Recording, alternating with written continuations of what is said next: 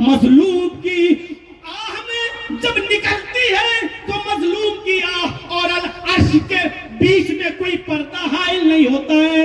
جب یہ پہلے آسمان پہ جاتی ہے تو فرشتے دروازہ کھول دیتے ہیں. مظلوم کی یہ بد دعا دوسرے آسمان پہ جاتی ہے, دوسرے آسمان کے دروازے پہ فرشتے ہٹ جاتے ہیں. مظلوم کی یہ بد دعا تیسرے آسمان پہ جاتی ہے, فرشتے ہٹ جاتے ہیں. یہ بد دعا جاتے جاتے ساتویں آسمان پر عرش سے ٹکراتی ہے.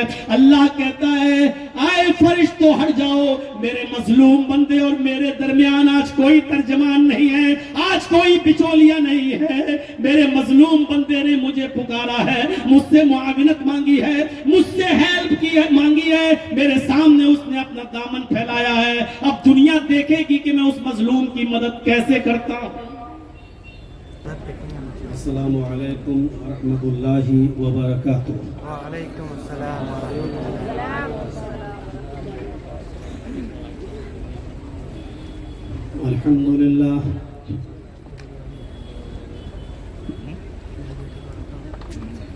الحمدللہ نحمده ونستعینه ونستغفره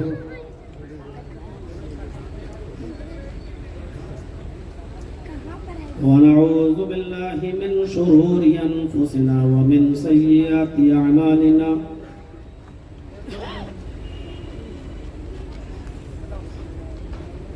من يهده الله فلا مضل له ومن يضلله فلا هادي له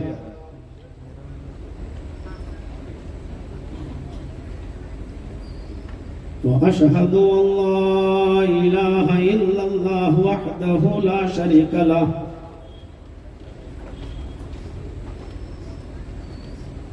وأشهد أن محمدًا عبده ورسوله.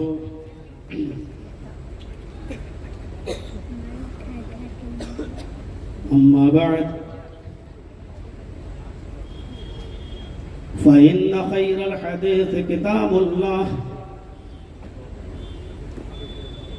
وخير الهدي هدي محمد صلى الله عليه وسلم وشر الأمور محدثاتها وكل محدثة بدعة وكل بدعة ضلالة وكل ضلالة في النار. أعوذ بالله من الشيطان الرجيم. بسم الله الرحمن الرحيم. إنما المؤمنون إخوة فأصلحوا بين أخويكم واتقوا الله لعلكم ترحمون. رب اشرح لي صدري ويسر لي أمري واحلل عقدة من لساني يفقهوا قولي.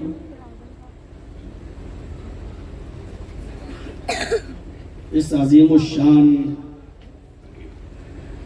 اجلاس کی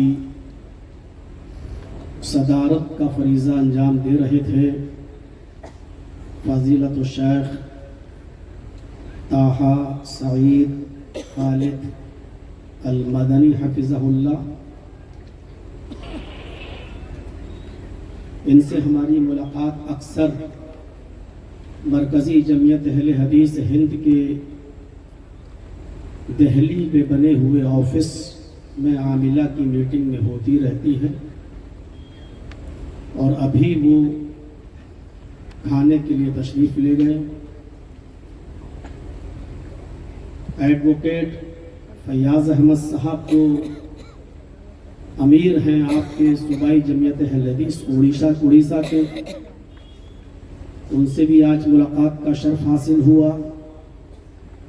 اس اجلاس کی نظامت کا فریضہ انجام دے رہے ہیں فضیلت الشیخ محمد اشتیاق اثری حفظہ اللہ. اور اسی طریقے سے اسٹیج پر بیٹھے ہوئے ہمارے دیگر معزز و معقر علماء کرام, اور بالخصوص انتہائی مصروفیت کی زندگی گزارنے والے اور جن کی لائف اور جن کی زندگی بہت ہی بزی ہے، لائف ہے، لیکن اس کے باوجود وہ آپ کے اس اجلاس میں تشریف لائے۔ میری مراد ہے انتخاب عالم صاحب خوشتر سے، جو بہت ہی زیادہ مصروف ہیں۔ ابھی مجھے طہا سعید خالد صاحب ان کے بارے میں بتا رہے تھے کہ اللہ تبارک و تعالیٰ نے ان کو نوازا ہے اور مرکزی جمعیت اہل حدیث ہند کا انہوں نے کافی تعاون کیا ہے۔ جامعہ مصباح العلوم سلفیہ کے ذمہ داروں سے میں گزارش کروں گا کہ ایسی شخصیت جب اللہ تبارک و تعالیٰ نے آپ کو دی ہے اور آپ اتنا بڑا ادارہ آپ چلا رہے ہیں، تو آپ ان سے خصوصی تعاون لیجئے، اور اللہ رب العالمین سے میں دعا کرتا ہوں کہ اللہ رب العالمین ایسے خصوصی تعاون کرنے والوں کے ذریعے آپ کا ادارہ دن دونی اور رات چوگنی ترقی کرتا رہے۔ بعد میں تعارف کرایا ابھی طہا سعید صاحب نے، میں تو سوچنے لگا کہ اگر میں جب آیا تھا تبھی اگر میری ملاقات ہو گئی ہوتی تو میں بھی چھوٹا موٹا کوئی گفٹ آپ مانگ ہی لیتا آج آپ سے۔ حالانکہ مانگنے کے بعد گفٹ نہیں لینا چاہیے، لیکن میں سوچ رہا تھا کہ اتنی بڑی شخصیت ہے تو کیا کوئی بڑی بات نہیں ہے، میں کچھ نہ کچھ لے ہی لیتا آج۔ لیکن چلیے اللہ رب العالمین سے دعا ہے کہ بار الہ ہمارے اور آپ کے دلوں میں یہ محبت برقرار رکھے، اور آپ سے گزارش ہے کہ دل جمعی کے ساتھ آپ نے اس اجلاس کو سنا، اب تک مختلف علماء کو سنا، مختلف عناوین پر سنا۔ مجھے 9 بجے وہاں سے لایا گیا اور کہا گیا کہ بس دستار بندی ہوگی اور آپ کو فوراً ٹائم دے دیا جائے گا، زیادہ دیر نہیں چلے گا، پروگرام بس فوراً ختم ہو جائے گا۔ لیکن بیٹھے ہوئے مجھے 2 گھنٹہ ہو گیا ہے۔ اتنی دیر میں کبھی کسی اسٹیج پر بیٹھتا نہیں ہوں، وقت پہ آتا ہوں، پروگرام ختم کرتا ہوں اور پھر میں چلا جاتا ہوں، کیونکہ اب میری زندگی بھی تھوڑی بزی ہو گئی۔ آج یہاں ہوں اور کل مجھے مدھوبنی میں پروگرام کرنا ہے۔ مدھوبنی کا ایک علاقہ ہے ہر لاکھی، وہاں میرا پروگرام ہے۔ فوراً پروگرام ختم کریں گے، پھر بھونیشور جانا ہے، فلائٹ پکڑنی ہے، پٹنہ جانا ہے، اور پٹنہ سے وہ لوگ بیچارے گاڑی لے کر جھومپورا وہاں سے آ رہے ہیں، ہر لاکھی سے، مدھوبنی سے، پھر وہ شام کو تقریباً 5-6 بجے تک پہنچوں گا کل وہاں پروگرام۔ اللہ رب العالمین جو کام لے رہا ہے اس سے جمعیت و جماعت کو مستحکم فرمائے، اور بار الہ جس مقاصد کے تحت یہ پروگرام ہو رہے ہیں ان مقاصد میں ہمیں کامیابی عطا فرمائے۔ میرے ساتھیوں، یہ بستی ہمارے لیے کوئی نئی بستی نہیں ہے۔ یہ الگ بات ہے کہ ایک لمبے عرصے کے بعد آیا ہوں، اور مجھے بھی یاد نہیں ہے کہ میں یہاں کب آیا تھا۔ کوئی بتاتا ہے کہ 10 سال ہو گئے، کوئی کہہ رہا 15 سال ہو گئے۔ بہرحال ہمیں بھی صحیح سے یاد نہیں ہے، لیکن یہ یاد ہے کہ جھومپورا میں میں آ چکا ہوں۔ بغل میں چمپھوا ہے یہاں سے 30 کلومیٹر، وہاھ تو کئی بار آیا ہوں، اور اس سے بھی چپکا ہوا علاقہ ہے، لگا ہوا جگن ناتھ پور، مولا نگر اور جیت گڑھ، ان سب علاقوں میں میں آیا ہوں۔ اور اگر یہ کہوں تو غلط نہیں ہوگا کہ مولا نگر میں تو میری تقریر اس وقت ہوئی پہلی جب میں بالغ بھی نہیں ہوا تھا، نابالغ تھا، یعنی وہی 16-17 سال کی عمر میں وہاں رہا ہوں گا اور آیا ہوں گا۔ مجھے اتنا یاد ہے کہ اس وقت میں مدرسوں پہ پڑھتا تھا اور بہت چھوٹی کلاسوں میں تھا، نہیں بہت فضیلت والی کلاسوں میں نہیں تھا، 5ویں یا 6ٹھی کلاس درس میں پڑھتا تھا، اس وقت میں وہاں آیا تھا۔ اس کے بعد پروگرام میرے بھدرک میں بھی ہوئے، ارسلہ میں بھی ہوئے، کیندرا پاڑا میں بھی ہوئے، جو نام یاد ہیں وہ ہمیں یاد ہیں۔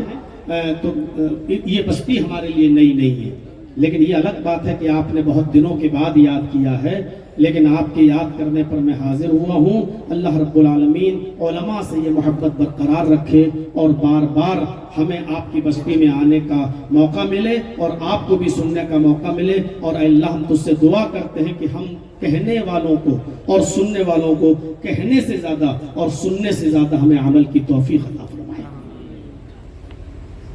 قرآن کریم کی بہت مختصر سی چھوٹی سی ایک آیت میں نے آپ کے سامنے تلاوت کی ہے۔ اگر میں کہوں کہ پوری آیت بھی نہیں بلکہ ٹکڑا پیش کیا ہے تو غلط نہیں ہو۔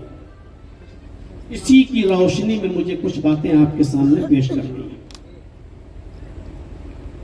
موضوع تو آپ نے پڑھا ہوگا، دیکھا ہوگا اشتہار میں، اصلاح معاشرہ، لیکن اصلاح معاشرہ جو مجھے موضوع دیا گیا ہے یہاں، وہ کوئی چھوٹا موضوع نہیں ہے. معاشرے میں کوئی ایک برائی نہیں ہوتی ہے.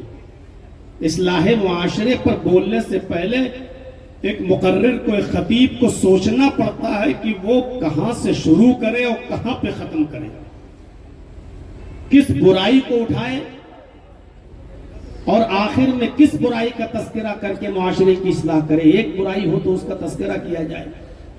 ہمارے معاشرے میں شراب نوشی ہے، جوا ہے، سٹا ہے. شراب نوشی کے ساتھ ساتھ زناکاری ہے، عیاشی کے اڈے کھلے ہوئے ہیں، سود خوری ہے. شادیوں میں لمبی چوڑی بارات کی کثرت کی آمد و رفت ہے، لمبا چوڑا جہیز ہے. پھر شادی کے بعد لڑکی کو جب لینے جاؤ اس کے سسرال سے تو ادھر سے بھی 100-150 آدمی جائیں، جس کو ہمارے ہاں یو پی کی بھاشا میں اس کو چوتھی کا چلنا کہتے ہیں. کتنی برائیاں ہیں ہمارے معاشرے میں، ہمارے سماج میں. اور پھر غیبت ہے، چغلی ہے، حسد ہے، کینہ ہے، بغض ہے، عناد ہے، دشمنی ہے. یہ ہم سے آگے کیوں بڑھ رہا ہے؟ اس کا کاروبار ہم سے زیادہ کیوں چل رہا ہے؟ میرا اگر 2 منزل مکان ہے تو اس کا 3 منزل مکان کیوں بن رہا ہے؟ میرے پاس اتنا ہے تو اس کے پاس ہم سے زیادہ کیسے ہو گیا ہے؟ اور ہو گیا ہے تو اس کو ہم کیسے ڈاؤن کریں، اس کو ہم کیسے گرائیں، اس کے بزنس میں ہم کیسے رکاوٹ بنیں؟ یہ تمام ایسی برائیاں ہیں جو آج ہمارے معاشرے میں پنپ چکی ہیں. میرے بھائیوں، کہاں سے شروع کروں اور کہاں پہ ختم کروں؟ اس لیے ایک بنیادی چیز کو میں نے اٹھایا ہے. اگر اس چیز کو ہم نے سمجھ لیا اور یہ ہمدردی اگر ہمارے اندر پیدا ہو گئی تو ہم ساری چیزوں کو بہت آسانی سے ختم کر لیں گے. اس آیت میں اللہ رب العالمین نے فرمایا انما المؤمنون اخوہ، سارے مومن بھائی.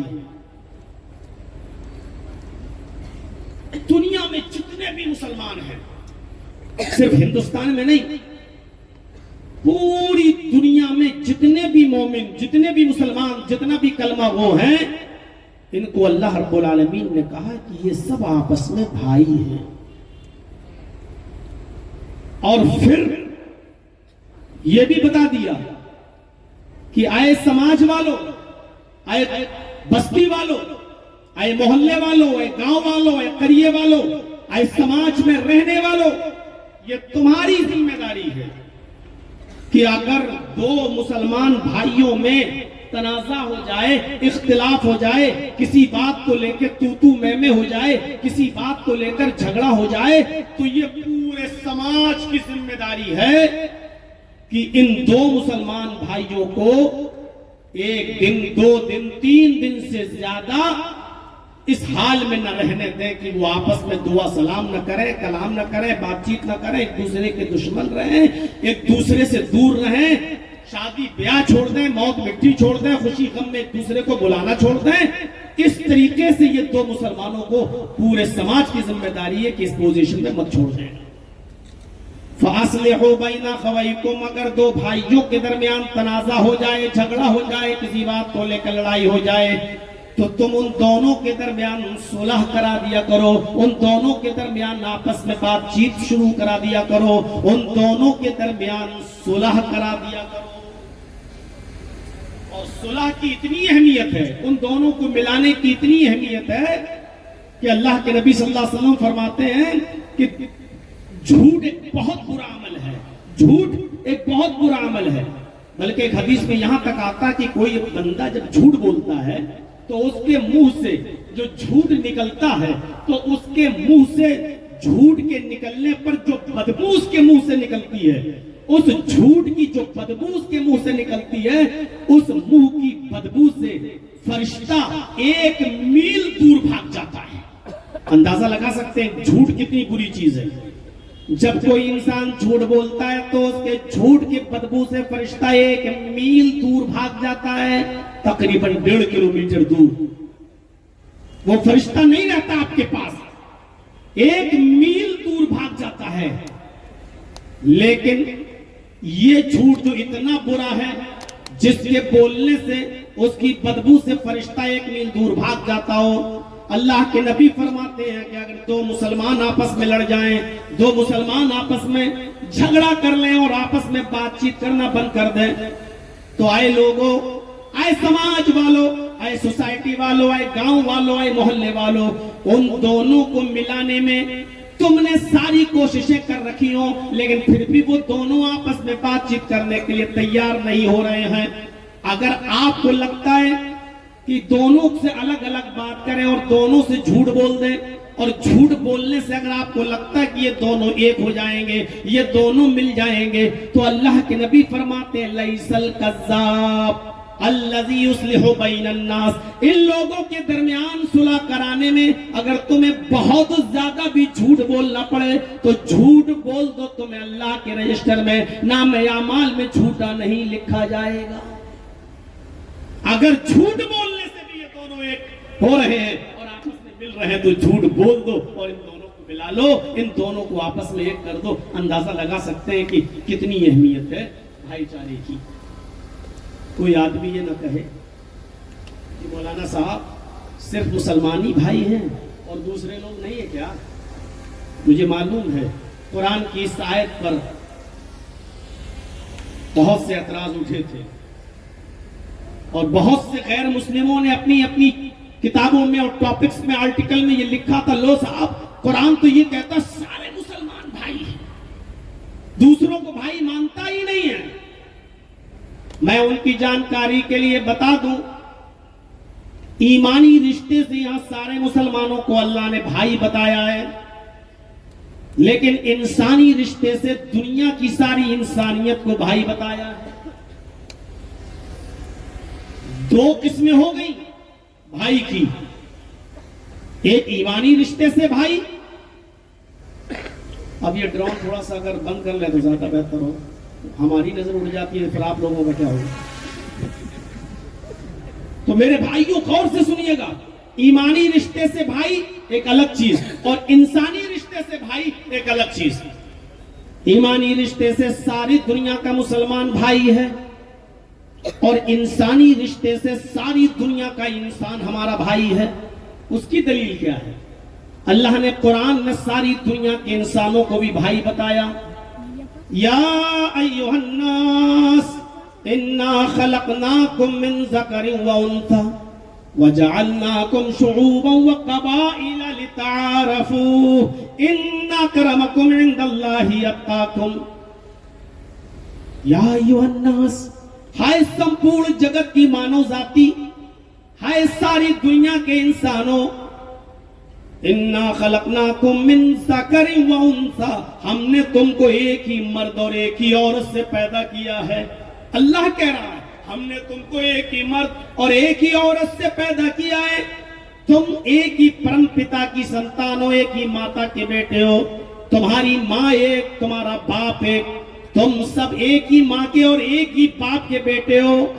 تمہارا ایک ہی باپ ہے جس کو ہم آدم کہہ لیں, آشو کہہ لیں, منو کہہ لیں, اور تمہاری ایک ہی ماں ہے جس کو ہم حوا کہہ لیں, اور ویدوں کے آدھار پر جس کو ہم ہیوبتی کہہ لیں یا شتروپا کہہ لیں. تمہارا باپ ایک, تمہاری ماں ایک, تم ایک ہی باپ کے بیٹے ہو, ایک ہی ماں کی اولاد ہو. انسانی رشتے سے ہم سب بھائی ہیں. ہندو بھی ہمارا بھائی, سکھ بھی ہمارا بھائی, یہودی بھی ہمارا بھائی, مجوسی بھی ہمارا بھائی, کرسچن بھی ہمارا بھائی, جینی بھی ہمارا بھائی, بدھسٹ بھی ہمارا بھائی. اس روئے زمین پر جتنے بھی لوگ رہتے ہیں وہ سب ہمارے بھائی ہیں. لیکن ایمانی رشتے سے مسلمان ہمارے بھائی, اور یہ کوئی بری بات نہیں. ایسا ہوتا ہے, ہمیں جو محبت اپنی اولاد سے ہوتی ہے وہ محبت پڑوسی کے بیٹے سے بھی ہے, لیکن اتنی نہیں جتنی ہمیں اپنی اولاد سے. اور ہمیں اگر اپنے سگے بیٹے سے محبت ہے تو اس کا یہ مطلب نہیں کہ ہمیں پڑوسی کی اولاد سے نفرت ہے. یہ مطلب نہیں ہے اس کا. اگر ہمارے پڑوس میں رہنے والے کسی بھائی کا بیٹا بیمار ہو جائے اور وہ غریب آدمی ہے تو ہمیں برا لگے گا. پتہ چلا جرجیز صاحب کو کہ جرجیز کا پڑوسی اس کا بیٹا ہاسپٹل میں ایڈمٹ ہے, آئی سی یو میں ایڈمٹ ہے. جرجیز صاحب ملنے گئے, اپنے پڑوسی سے دعا سلام کی. اس نے کہا مولانا صاحب, جرجیز صاحب میرا بیٹا آئی سی یو میں ہے. میں دیکھنے بھی چلا گیا. میں نے دیکھا کہ اس لڑکے کا باپ بہت غریب ہے. اس کی 2 4 5 10 ہزار روپے سے ہم نے اس کی مدد بھی کر دی. یہ ہمدردی ہوتی ہے ہمیں پڑوسی کی اولاد سے. لیکن اگر اس پڑوسی کے بچے سے کے بچائے اگر میرا اپنا بیٹا بیمار ہو جائے, میری اپنی اولاد بیمار ہو جائے, میرا اپنا لڑکا آئی سی یو میں اگر ایڈمٹ ہو جائے تو ہماری بات کچھ اور ہوگی. بیٹا میرا آئی سی یو میں ہے. جرجیز صاحب اگر سرکاری بزنس نوکری کرتے ہوں گے تو آج چھٹی لے لیں گے, صاحب میں نہیں آ پاؤں گا آفس, میرا بیٹا ہاسپٹل میں ایڈمٹ ہے. پڑوسی کے بیٹے کو آدھا گھنٹہ دے دیں گے, 1 گھنٹہ دے دیں گے, لیکن اپنے بیٹے کے لیے 24 گھنٹے اسی ہاسپٹل میں رہیں گے. پڑوسی کے بیٹے کی طبیعت خراب ہے, 10-20 ہزار روپے سے ہم اس کی ہیلپ کر دیں گے, لیکن ہمارا اپنا بیٹا اگر بیمار ہے تو ہم اس کے لیے 10 لاکھ روپے خرچ کر دیں گے. اگر پیسہ ختم ہو جائے گا اور علاج ابھی کمپلیٹ نہیں ہوا تو اپنی بیوی کا زیور تک بیچ دیں گے, سونا اور چاندی تک بیچ دیں گے اور اپنے بیٹے کا علاج کرائیں گے.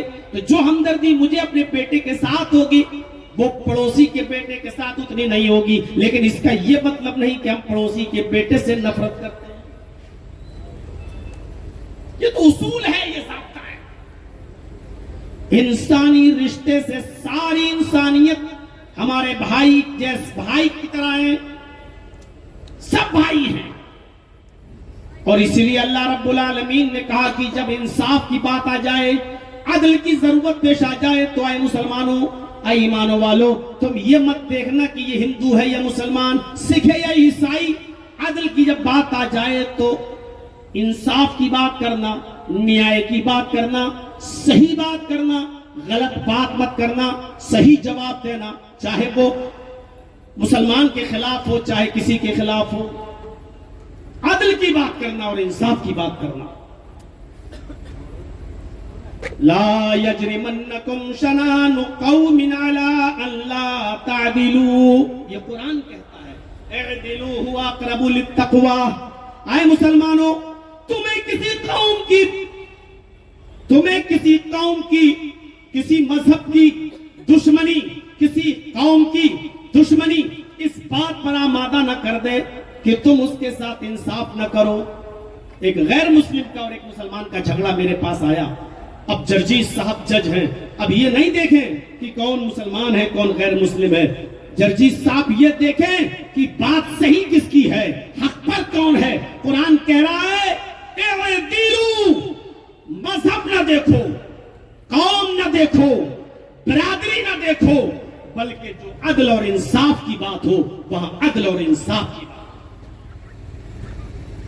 ختم کر دی قوم پرستی, ختم کر دی مذہب پرستی. نہیں, عدل کیا جائے گا. یار قبیلے بنو مخزوم کی لڑکی فاطمہ نام کی پکڑی گئی, چوری میں آئی. کہا اللہ کے رسول کیا کیا جائے؟ کہا ہاتھ کاٹا جائے گا. کہا بڑے اونچے گھرانے کی ہے, بہت اونچی, بہت عظمت والے گھرانے کی ہے, اگر ہاتھ کٹے گا تو ہم سر جھکا لیں گے. حضرت اسامہ کو بھیجا گیا جو نبی کے سب سے قریبی, سب سے چہیتے, نبی سے سفارش کرو. اللہ کے نبی نے فرمایا اے اسامہ اتشفعوا فی حد من حدود اللہ, اللہ کی حدوں میں سے کسی ایک حد کے بارے میں تم سفارش لے کے آئے ہو, یہ حد ہم نے قائم نہیں کی. تلک حدود اللہ, چور کے ہاتھ کاٹے جائیں گے, یہ حد اللہ کی طرف سے قائم کی ہوئی ہے اور اللہ کی حد میں کوئی مداخلت, کوئی انٹرفیئر نہیں کر سکتا ہے. جاؤ اور اس کا ہاتھ کاٹا جائے گا, کاٹ دو. جب اس فاطمہ نامی لڑکی کا ہاتھ کاٹ ڈالا گیا تو لوگوں نے کہا اللہ کے رسول بڑی بدنامی ہو رہی ہے. تو آپ نے یہ نہیں دیکھا کہ کون کیا کہہ رہا ہے. آپ نے فرمایا یہ تو بنو مخزوم کی لڑکی تھی, دوسرے قبیلے اور خاندان کی لڑکی تھی جس کا ہاتھ کاٹا گیا.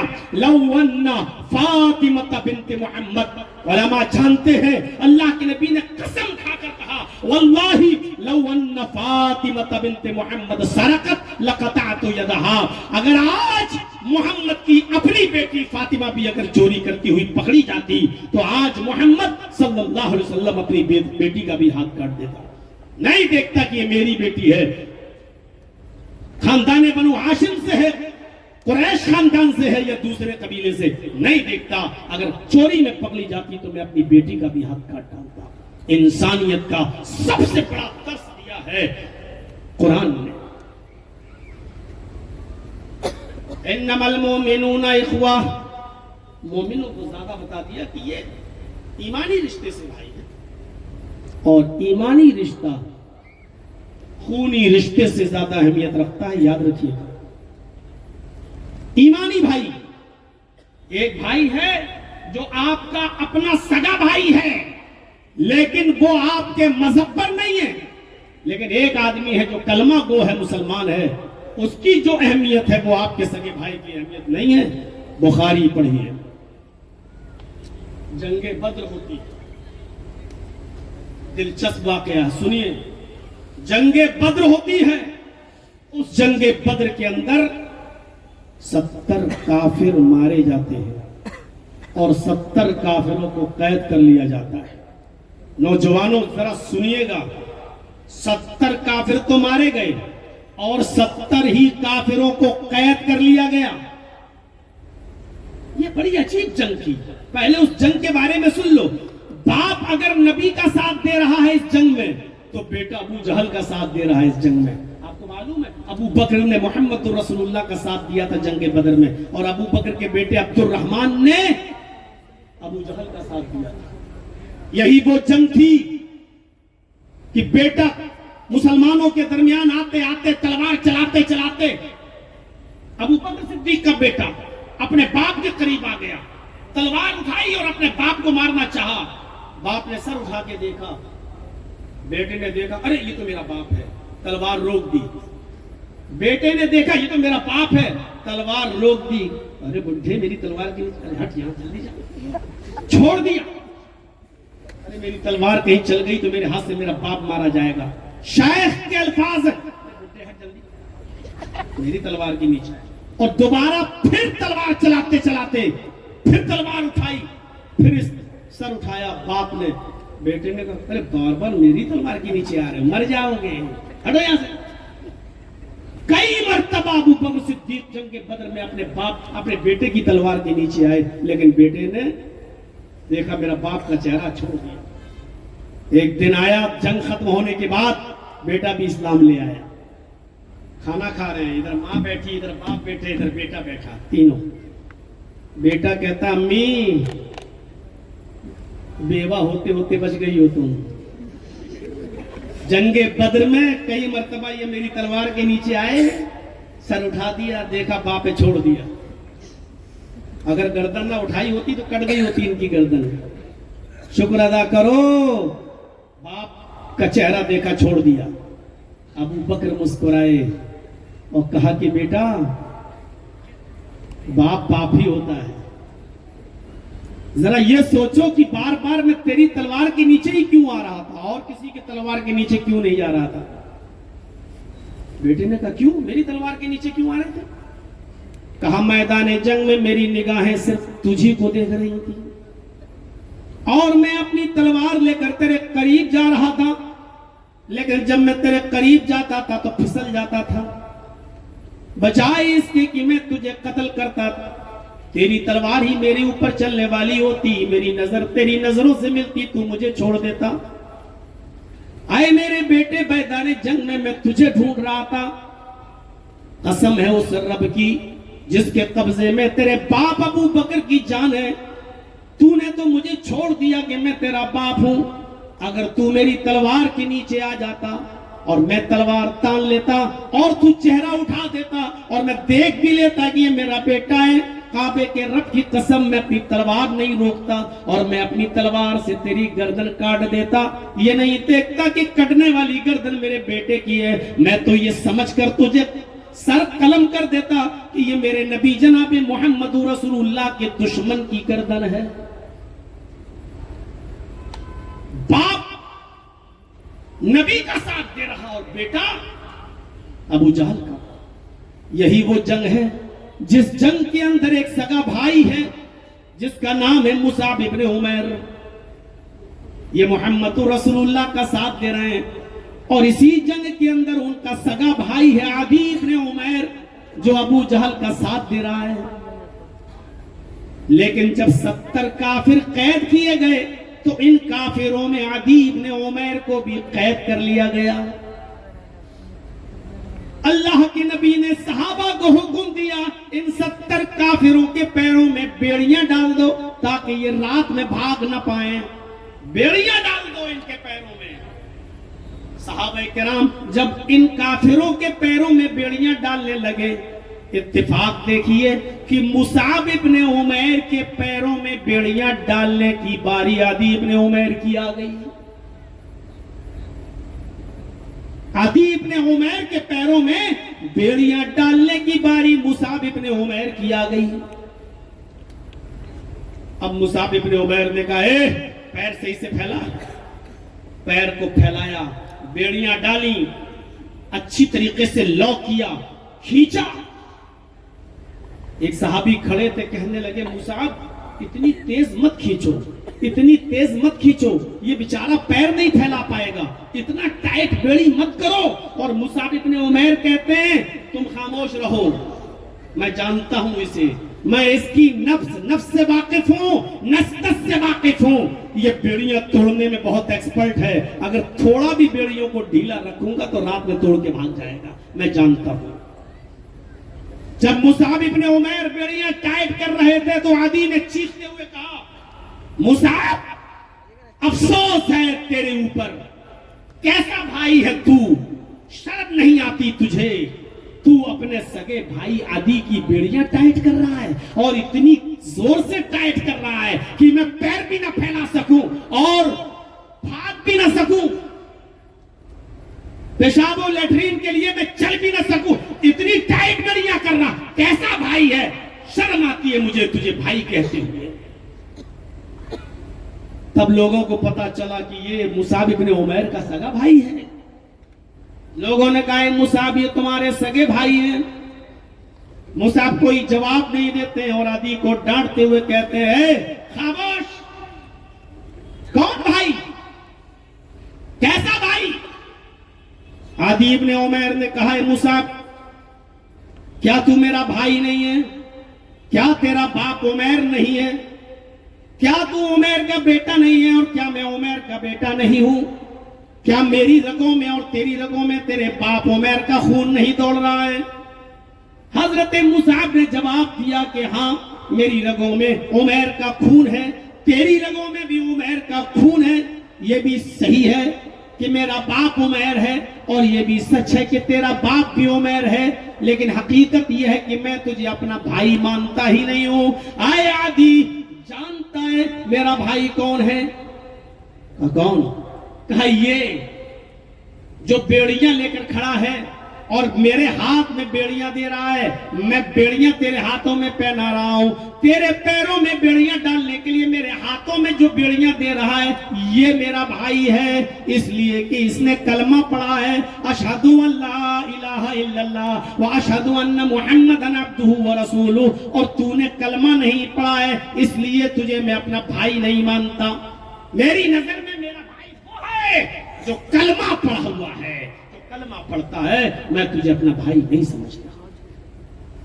खूनी रिश्ते को कुर्बान कर दिया ईमानी रिश्ते के आगे।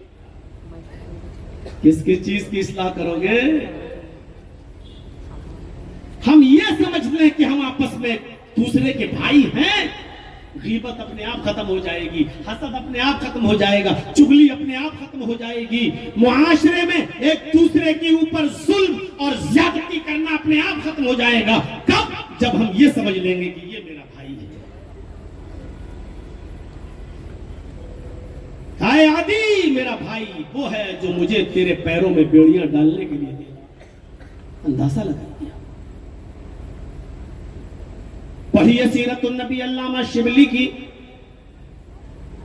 کیسے حالات تھے عرب کی سرزمین پر، خون کے پیاسے لوگ تھے۔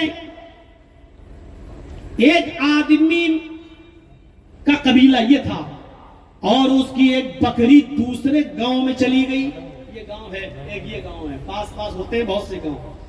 اس گاؤں کے ایک آدمی کی بکری اس گاؤں کے ایک آدمی کے کھیت میں چلی گئی اور اس نے تھوڑی سی گھاس کھا لی۔ کیا ہو گیا؟ بکری تو تھی۔ اس گاؤں کے ایک آدمی کی بکری نے اس دوسرے آدمی کے کھیت میں جا کر تھوڑی سی گھاس کھا لی۔ یہ آدمی اس بکری کو لے کر آیا پکڑ کے اور اس گاؤں میں گیا اور کہتا ہے اس بکری کو سنبھال، کھوٹے میں باندھ کے رکھا کر، تیری بکری میرے کھیت میں آ گئی اور گھاس کھا رہی تھی، اگر آئندہ تیری بکری میرے کھیت میں آئی تو کاٹ کے کھا جاؤں گا۔ بس اس آدمی نے اتنا کہہ دیا جس کی بکری تھی۔ سوچیے، ارے تو کیا ہو گیا، تیرے کھیت میں چلی گئی، بکری تو ہے، جانوری تو ہے، اگر چلی گئی اور تھوڑی سی گھاس کھا لی تو کیا ہوا؟ بس اتنا سا جواب دیا۔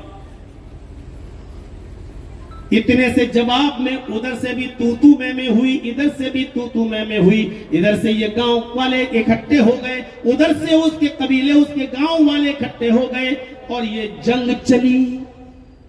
اور نوٹ کرو میرے ساتھیوں، یہ لڑائی چلی، یہ جنگ چلی، اور جانتے ہو اتنی سی بات پر کہ تیری بکری میرے کھیت پہ آ کر کیسے گھاس کھا لی، اتنی سی بات پر یہ جنگ 27 سال تک چلتی رہی۔ سیرت النبی پڑھی علامہ شبلی کی، کتنے سال تک؟ 27 سال تک یہ جنگ چلی، ایک بکری کی وجہ سے، وہ بھی تھوڑی سی گھاس کھا لینے کی وجہ سے۔ جنگ کتنے سال چلی؟ 27 سال، اور دونوں طرف سے مرنے والوں کی گنتی کاؤنٹ کریے، لکھیے۔ 27 سال کے بعد جب دونوں طرف سے مرنے والوں کی گنتی گنی گئی تو 40,000 آدمی دونوں طرف سے مارے جا چکے تھے۔ 27 سال کی اس مدت میں جنگ بند نہیں ہوئی اور دونوں طرف سے مرنے والوں کی گنتی کتنی ہو گئی؟ 40,000، اور پھر بھی جنگ بند نہیں ہوئی۔ اس ماحول میں آئے تھے محمد رسول اللہ صلی اللہ علیہ وسلم۔ کتنے مدرسے چل رہے ہیں آپ کے اڑیسہ میں، جھومپورا جوڑ لو، چمپوا جوڑ لو، اور کہاں کہاں سب ادارے جوڑ لو۔ بہار میں تو جال بچھا ہوا ہے، جھارکھنڈ میں جال بچھا ہوا ہے، بنگال میں جال بچھا ہوا ہے۔ رمضان کے مہینے میں جو لوگ آتے ہیں بیچارے تصدیق مانگنے کے لیے، ہم لکھتے لکھتے تھک جاتے ہیں، پورا مہینہ ہمیں گھر پہ رہنا پڑتا ہے۔ بہار، بنگال، ان لوگوں کو تصدیقیں دیتے دیتے جھارکھنڈ ابھی تک ختم نہیں ہو پا رہا، جال بچھا ہوا ہے۔ ہزاروں مدرسے، ہزاروں علماء، ہزاروں مسجدیں، اور حالت یہ کہ اتنا سب کچھ ہونے کے باوجود ایک برائی ابھی تک ہم اپنے سماج سے ختم نہیں کر پائے، جہیز کی لعنت۔ ایک برائی اپنے معاشرے سے ہم ختم نہیں کر پا رہے۔ نبی اکرم کے زمانے میں یہ برائی تھی، اندازہ نہیں لگا سکتے تھے کتنی برائی تھی۔ شریمد بھاگوت مہان پران اسکند 12 کے ادھیائے نمبر اسکند ادھیائے 2 کے اسکند 12 کے شلوک نمبر 16 میں یہ منتر آپ کو ملے گا۔ اتکلوگت پرائے جنیشو کھرگر مڑی دھرمت تراڑائے ستوائنے بھگوان اترشیتی۔ کل کی اوتار جب اس دھرتی کی اوپر آئے گا وہ کل یگ میں آئے گا، اور کل یگ کے کچھ بیت جانے کے بعد، کل یگ کے کچھ گزر جانے کے بعد انتم رشی کل کی اوتار اس دھرتی پر جب جنم لے گا، اس دھرتی پر آئے گا جنیشو کھرگرمڑی۔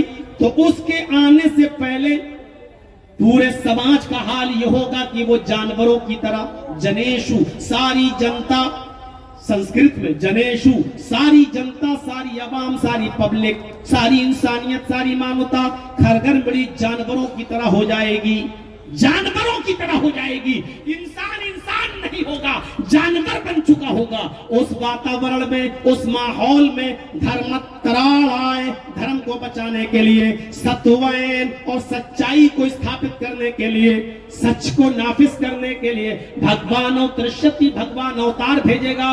انتم رشی، انتم پیغمبر، آخری نبی اس زمانے میں آئے گا جب ساری جنتا جانوروں کی طرح ہو جائے گی، تب آئے گا آخری نبی. محمد رسول اللہ جس زمانے میں آئے پوری جنتا جانور بن چکی تھی.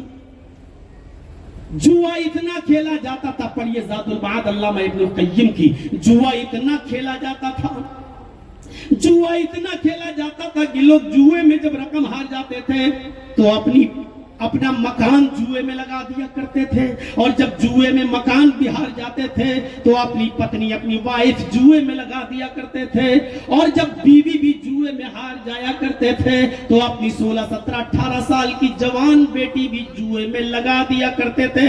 اور جب تک بیٹی بھی ہار نہیں جاتے تھے وہ اپنے آپ کو ہارا ہوا ایکسپٹ نہیں کرتے تھے کہ میں ہارا ہوا ہوں.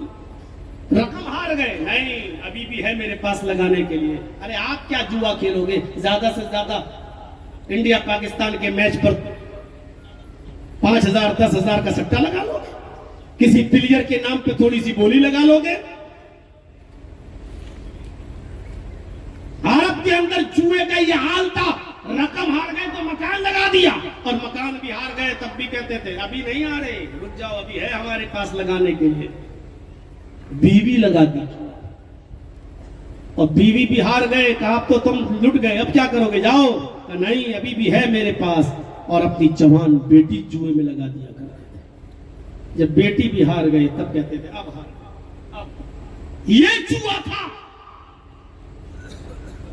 ایک جانور اپنے بچوں کی فکر نہیں کرتا، جیسے مچھلیاں اپنے ہی بچوں کو کھا جاتی ہیں ندیوں میں، جھرنوں میں، نالوں میں، سمندروں میں، ایسے ہی باپ اپنی بیٹی کو جوئے میں ہار جایا کرتا تھا. یہ عرب کا حال تھا.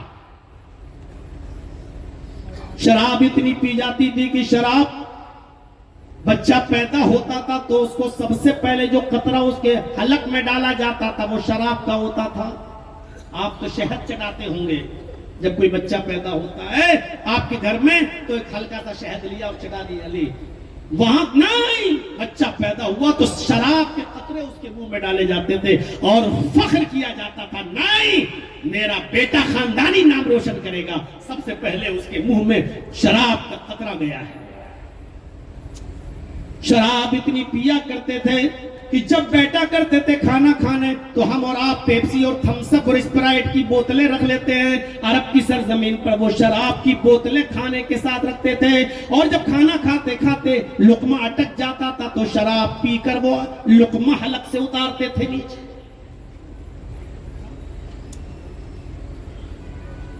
شراب کا یہ حال تھا. جب حرام نہیں ہوئی تھی ایک صحابی شراب کے نشے میں اتنے دھت ہو گئے کہ وہ یہی بھول گئے کہ بیٹی اور بیوی میں انتر کیا ہوتا ہے. اپنے گھر میں گئے تو انہوں نے بیوی کے بجائے اپنی بیٹی کا ہاتھ پکڑ لیا. سن رہے ہو نوجوانوں؟ کتنے ہوں گے جو یہاں شراب پی رہے ہوں گے؟ جھارکھنڈ قریب ہے، تاڑی ملتی ہے، چاول کو سڑا کر اس کا سب جانتا ہوں، 25-30 سال کا عرصہ کوئی کم نہیں ہوتا ہے، ہم بھی نس نس سے واقف ہو گئے. سوچئے بیٹی اور بیوی کا انتر بھول گئے، اور انہوں نے بجائے اپنی بیوی کو پکڑنے کے اپنی بیٹی کو پکڑ لیا اور کھینچ کر کمرے میں لے جانے لگے. دیکھیے مسند احمد. بیوی کو پتا چلا، دوڑتی ہوئی آئی اور اپنی بیٹی کو چھڑایا، اپنے پتی کو، ہسبینڈ کو دھکا دیا اور اس کو کمرے میں بند کر دیا. جب نشہ اترا تو اندر سے دروازہ کھٹکھٹانے لگا. بیوی نے دروازہ کھولا تو بیوی کو پیٹنے لگا. جب مارتے مارتے تھک گیا تو بیوی نے پوچھا کہ کیوں مارا؟ تو نے مجھے بند کیوں کر دیا؟ کہا تم نے شراب پی رکھی تھی. کہا شراب تو میں روزانہ پیتا ہوں. کہا آج کچھ زیادہ ہی پی رکھی تھی. کہنے لگا کبھی کم کبھی زیادہ یہ تو ہوتی رہتی ہے. بیوی نے کہا جتنی پی رکھی تھی کہ بیوی اور بیٹی میں فرق نہیں کر سکے. بیٹی کا ہاتھ پکڑ لیا. کہنے لگا اے میری بیوی کیا یہ سچ ہے؟ بیوی نے کہا ہاں. اسی دن وہ توبہ کرتا اور کہتا ہے اللہ تو گواہ رہنا میں شراب کو آج کے بعد ہاتھ نہیں لگاؤں گا. جب یہ شراب پی کر بیوی اور بیٹی میں انتر نہ کر سکوں تو ایسی چیز پینے کا فائدہ کیا ہے؟ آج کے بعد میں شراب کو حرام سمجھتا ہوں. اے اللہ اب میں کون سا چہرہ لے کر میں اپنی بیٹی کے سامنے آؤں گا؟ اے اللہ یہ زمین پھٹ جاتی, اس زمین میں دھس جاتا, اپنی بیٹی کے سامنے اپنا چہرہ لے جانے سے پہلے میری موت آ گئی ہوتی تو اچھا ہوتا. میرے بھائیوں جب شراب حرام نہیں ہوئی تھی تو لوگ اس کے نقصان کو دیکھ کر توبہ کر لیا کرتے تھے, اور جب یہ شراب تمہارے نبی نے حرام کر دی ہے تو اس شراب سے ہمیں کتنا پیچھا چھڑانا چاہیے. اتنی زیادہ یہ شراب پی جاتی تھی, زناکاری کی کوئی سیما نہیں تھی. جب نکاح کی شکلیں یہ ہوں, جس کو معاشرہ حلال نکاح کی شکل یہ ہو کہ ایک لڑکا جب کسی لڑکی سے شادی کرتا اور اس بیوی کو اپنے گھر لاتا تو پہلی رات وہ اپنی بیوی کے ساتھ نہیں گزارتا.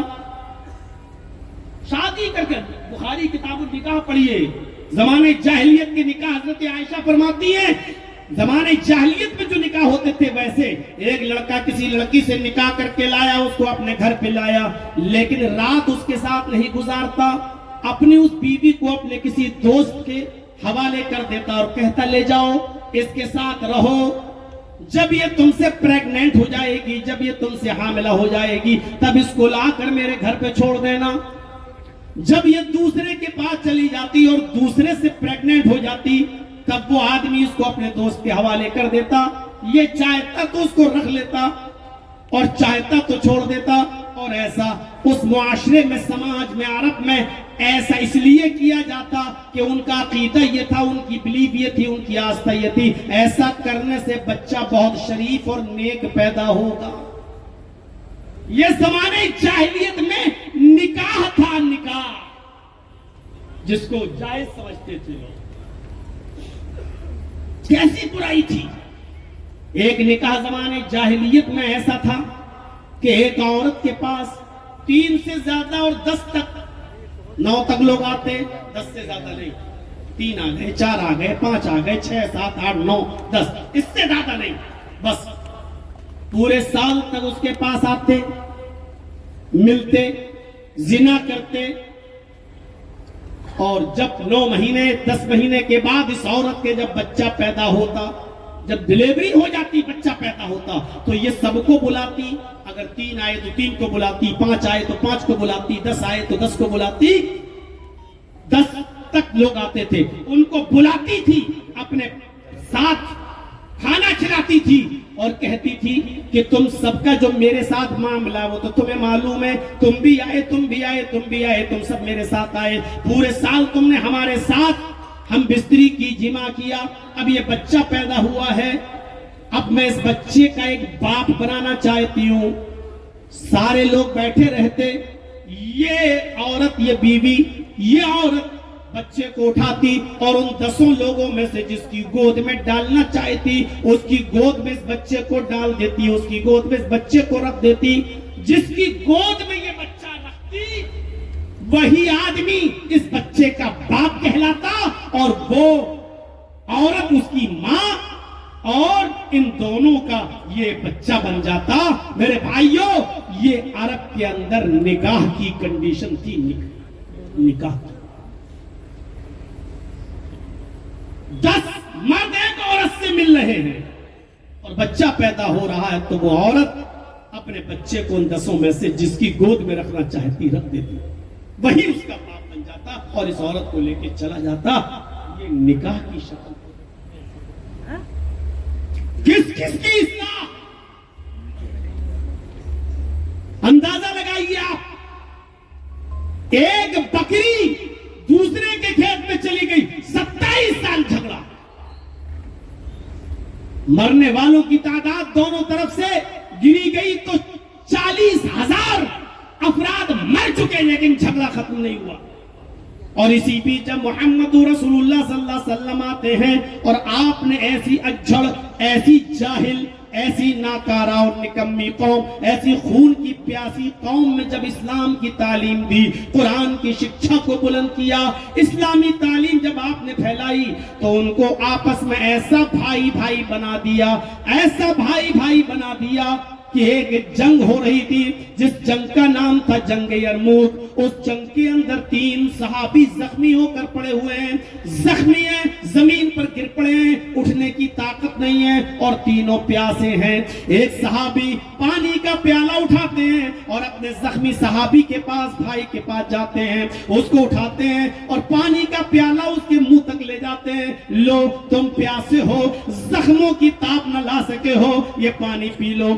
जैसे ही पानी का ये प्याला उस सहाबी के मुंह तक आता है, दूसरे सहाबी चीखते हैं, थोड़ा सा पानी छोड़ देना, मुझे भी प्यास लगी हुई है, मुझे भी पानी पिला देना, थोड़ा सा पानी मेरी हलक में भी डाल देना, मेरा हलक खुश्क है, तर हो जाएगा। इस सहाबी ने, जो जख्मी थे, जो पानी पीना चाहते थे, प्याला अपने लबों से हटा दिया और अपने भाई से कहा कि मेरा भाई मुझसे भी ज्यादा प्यासा है और पानी सिर्फ एक ही प्याला है, मैं पी लूंगा तो इसको क्या बचेगा, मैं तो प्यासा रह सकता हूं, जाओ पहले मेरे भाई को पानी पिला दो। जो 40,000 आदमियों के मरने के बाद भी जो जंग खत्म नहीं करते थे एक बकरी की वजह से, वो अब पानी का प्याला खुद नहीं पी रहा है, दूसरे के पास भेज रहा, इनको पानी पिला दो। ये सहाबी दूसरे के पास जब पानी लेके जाते हैं, उनको उठाते हैं और पानी का प्याला उनके मुंह तक ले जाते हैं, तो तीसरा चीखता है, थोड़ा सा छोड़ देना, मुझे भी प्यास लगी है, अगर बच जाए तो मेरे हलक में भी डाल देना। इस दूसरे ने कहा मुझे नहीं, इसको मुझसे ज्यादा सख्त जरूरत है, जाओ पहले उसको पानी पिलाओ। ये दूसरे से जाकर तीसरे के पास जाता है, उसको उठाता है, उसके लबों पर पानी का प्याला रखता है, देखता है कि पानी पीने के लायक अभी नहीं रहा है, तीसरा इंतकाल कर चुका है, पानी पहुंचने से पहले ही उसकी जान जा चुकी है। उसने सीने पे हाथ रख के दिल की धड़कनों को देखा जो बंद हो चुकी हैं। उसने तीसरे को वही जमीन पे लिटाया, लौट कर दूसरे के पास आया कि चलो दूसरे ही को पानी पिला दूं। जब दूसरे को पिलाने के लिए उठाता है तो दूसरा भी इंतकाल कर चुका है, वो भी अब इस पोजीशन में नहीं कि वो पानी पी चुके। ये लौट कर जब पहले के पास आता है जहां से पानी पिलाना शुरू किया था, और जब लौट कर पहले के पास आता है तो क्या देखता है कि पहला भी अपनी जान जाफरी के सुपुर्द कर चुका है, प्यास बुझ चुकी है उसकी अब हयात से, इंतकाल हो गया उसका भी, वो भी शहीद हो गए साहब। एक दूसरे ने तीसरे के पास भेज दिया, ऐसा भाई भाई बना दिया अल्लाह के नबी सल्लल्लाहु अलैहि वसल्लम ने कुरान की तालीम की वजह से। इसी चीज का जिक्र करते हुए कुरान ने कहा, वज़कुरू निअमतल्लाहि अलैकुम इज़ कुंतुम आदाअन फ़अल्लफ़ बैन क़ुलूबिकुम फ़अस्बहतुम बिनिअमतिही इख़वाना। अल्लाह की उस नेमत को याद करो जो उसने तुम्हारे ऊपर बरसाई है, जो उसने तुम्हारे ऊपर की है। इज़ कुंतुम आदाअन, कि तुम आपस में एक दूसरे के दुश्मन थे, आपस में एक दूसरे के हरीफ थे, आपस में एक दूसरे के दुश्मन थे। फ़अल्लफ़ बैन क़ुलूबिकुम, अल्लाह ने तुम्हारे दिलों में उल्फत पैदा कर दी, अल्लाह ने तुम्हारे दिलों में मोहब्बत पैदा कर दी, अल्लाह ने तुम्हारे दिलों में उनसियत पैदा कर दी। फ़अस्बहतुम बिनिअमतिही, तो तुम अल्लाह की इस नेमत यानी कुरान की बरकत से, अल्लाह की इस नेमत यानी इस्लाम की तालीम से तुम आपस में भाई भाई हो गए। एक दूसरे के दुश्मन थे, अल्लाह ने तुम्हें भाई भाई बना दिया। एक दूसरे की जानें लिया करते थे, अल्लाह रब्बुल आलमीन ने एक दूसरे के लिए जान देने वाला बना दिया। अल्लाह के नबी ने अपनी तालीम से एक दूसरे के लिए जान देने वाला बना दिया। ये भाईचारा, इन्नमल मुमिनून इख्वा, सारी दुनिया के मोमिन आपस में भाई है। कुरान यही जो अपने लिए पसंद करो वही अपने भाई के लिए। सारी खराबियां खत्म हो जाएंगी मुआशरे के अंदर, समाज के अंदर। जो अपने लिए पसंद करो वही अपने भाई के लिए पसंद करो। करोगे? सईद इब्न जुबैर का वाकया सुनिए। हज्जाज इब्न यूसुफ ने ऐलान कर दिया, बड़ा जालिम हुक्मरान गुजरा है। हज्जाज ऐलान कर दिया सईद इब्न जुबैर बागी है, जो पकड़ के लाएगा उसको इनाम दिया जाएगा। जिंदा पकड़ के लाओ सईद इब्न जुबैर को। सईद इब्न जुबैर को मैं अपनी आंखों के सामने कत्ल होता हुआ देखना चाहता हूं। सईद इब्न जुबैर बेचारे भाग रहे हैं, रात में निकलते हैं, चुपके से भागते हैं, जितना सफर होता है करते हैं, दूसरे मुल्क की सरहद में जाना चाहते हैं ताकि हज्जाज के जुल्म से बच सकें।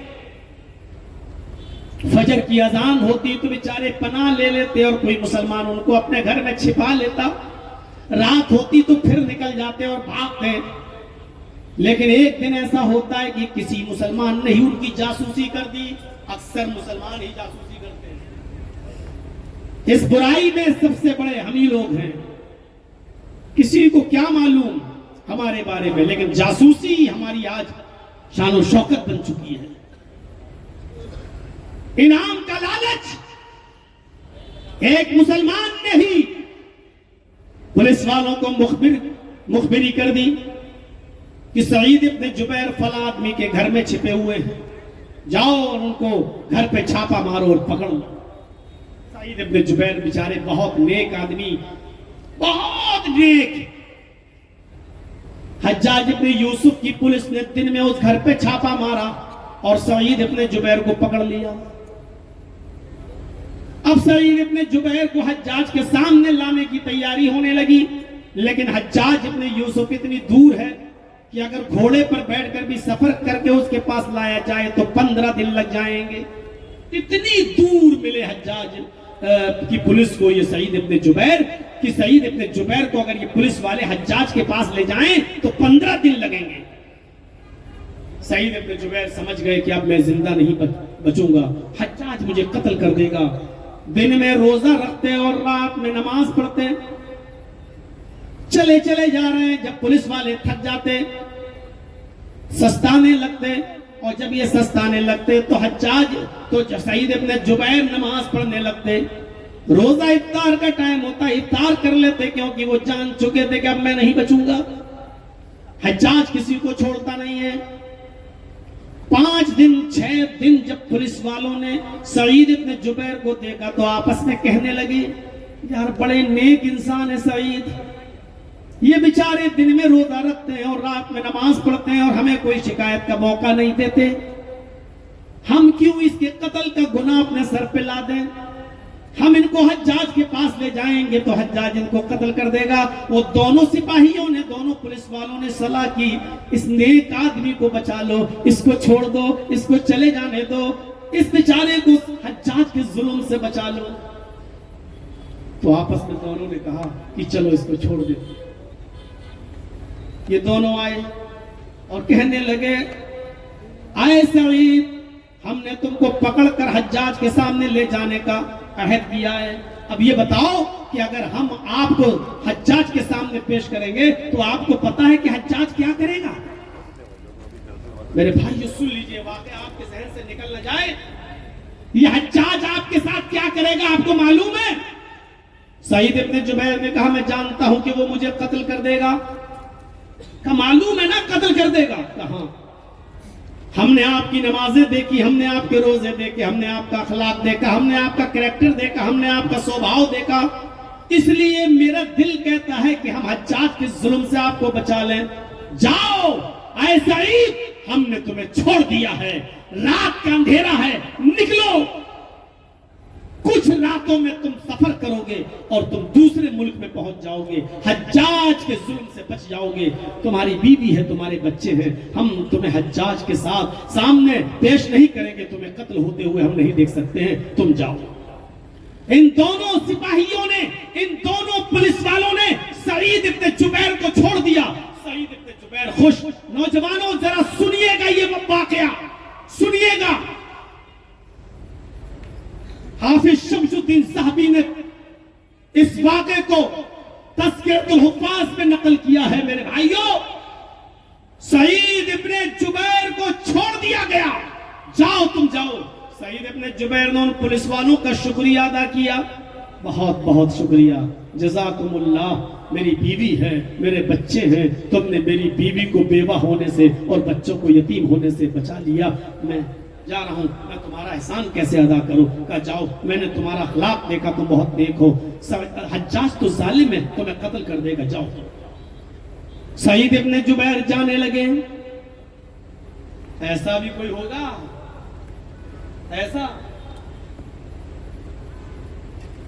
ہم سے اگر کہا جائے کہ جاؤ میں نے تمہیں چھوڑ دیا تو جان بوجھ کے دوبارہ جیل کے منہ میں ہم جائیں گے؟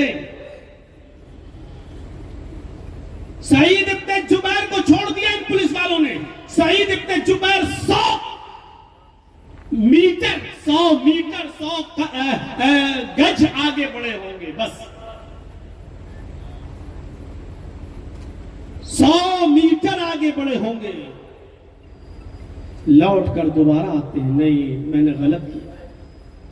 لوٹ کر آئے اور پھر یہ پولیس والوں کے پاس آتے ہیں اور کہتے ہیں کہ آئے پولیس والوں, تم نے تو مجھے چھوڑ دیا لیکن میرا دل گوارا نہیں کر رہا ہے کہ میں جاؤں. تم نے جب مجھے پکڑ ہی لیا تو تم مجھے حجاج کے سامنے پیش کر دو. میں نہیں جاؤں گا, میں نہیں بھاگوں گا. پولیس والوں نے کہا کیوں, ہم تو تمہیں چھوڑ رہے ہیں, تم موت کے منہ میں جا رہے ہو.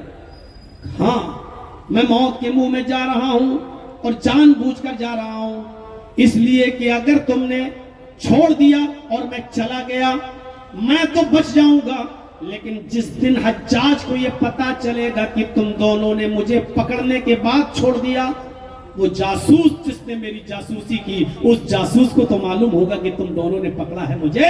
وہ جاسوس کہیں حجاج تک پہنچ گیا اور حجاج کو بتا دیا کہ ان 2 پولیس والوں نے ان کو پکڑا تھا اور راستے میں چھوڑ دیا, تو میری جان تو بچ جائے گی. لیکن حجاج کو جب یہ پتا چلے گا کہ تم نے مجھے چھوڑ دیا تو حجاج تم دونوں کو قتل کر دے گا. وہ بہت ظالم آدمی ہے, ہم تو بچ جائیں گے لیکن میری جگہ پر تم پھنس جاؤ گے اور تمہیں قتل کر دیا جائے. میں نہیں چاہتا ہوں کہ میں بچ جاؤں اور میری جگہ پر تمہاری جان پھنس جائے. کون سوچتا ہے یہ آج کل؟ سوچتا ہے؟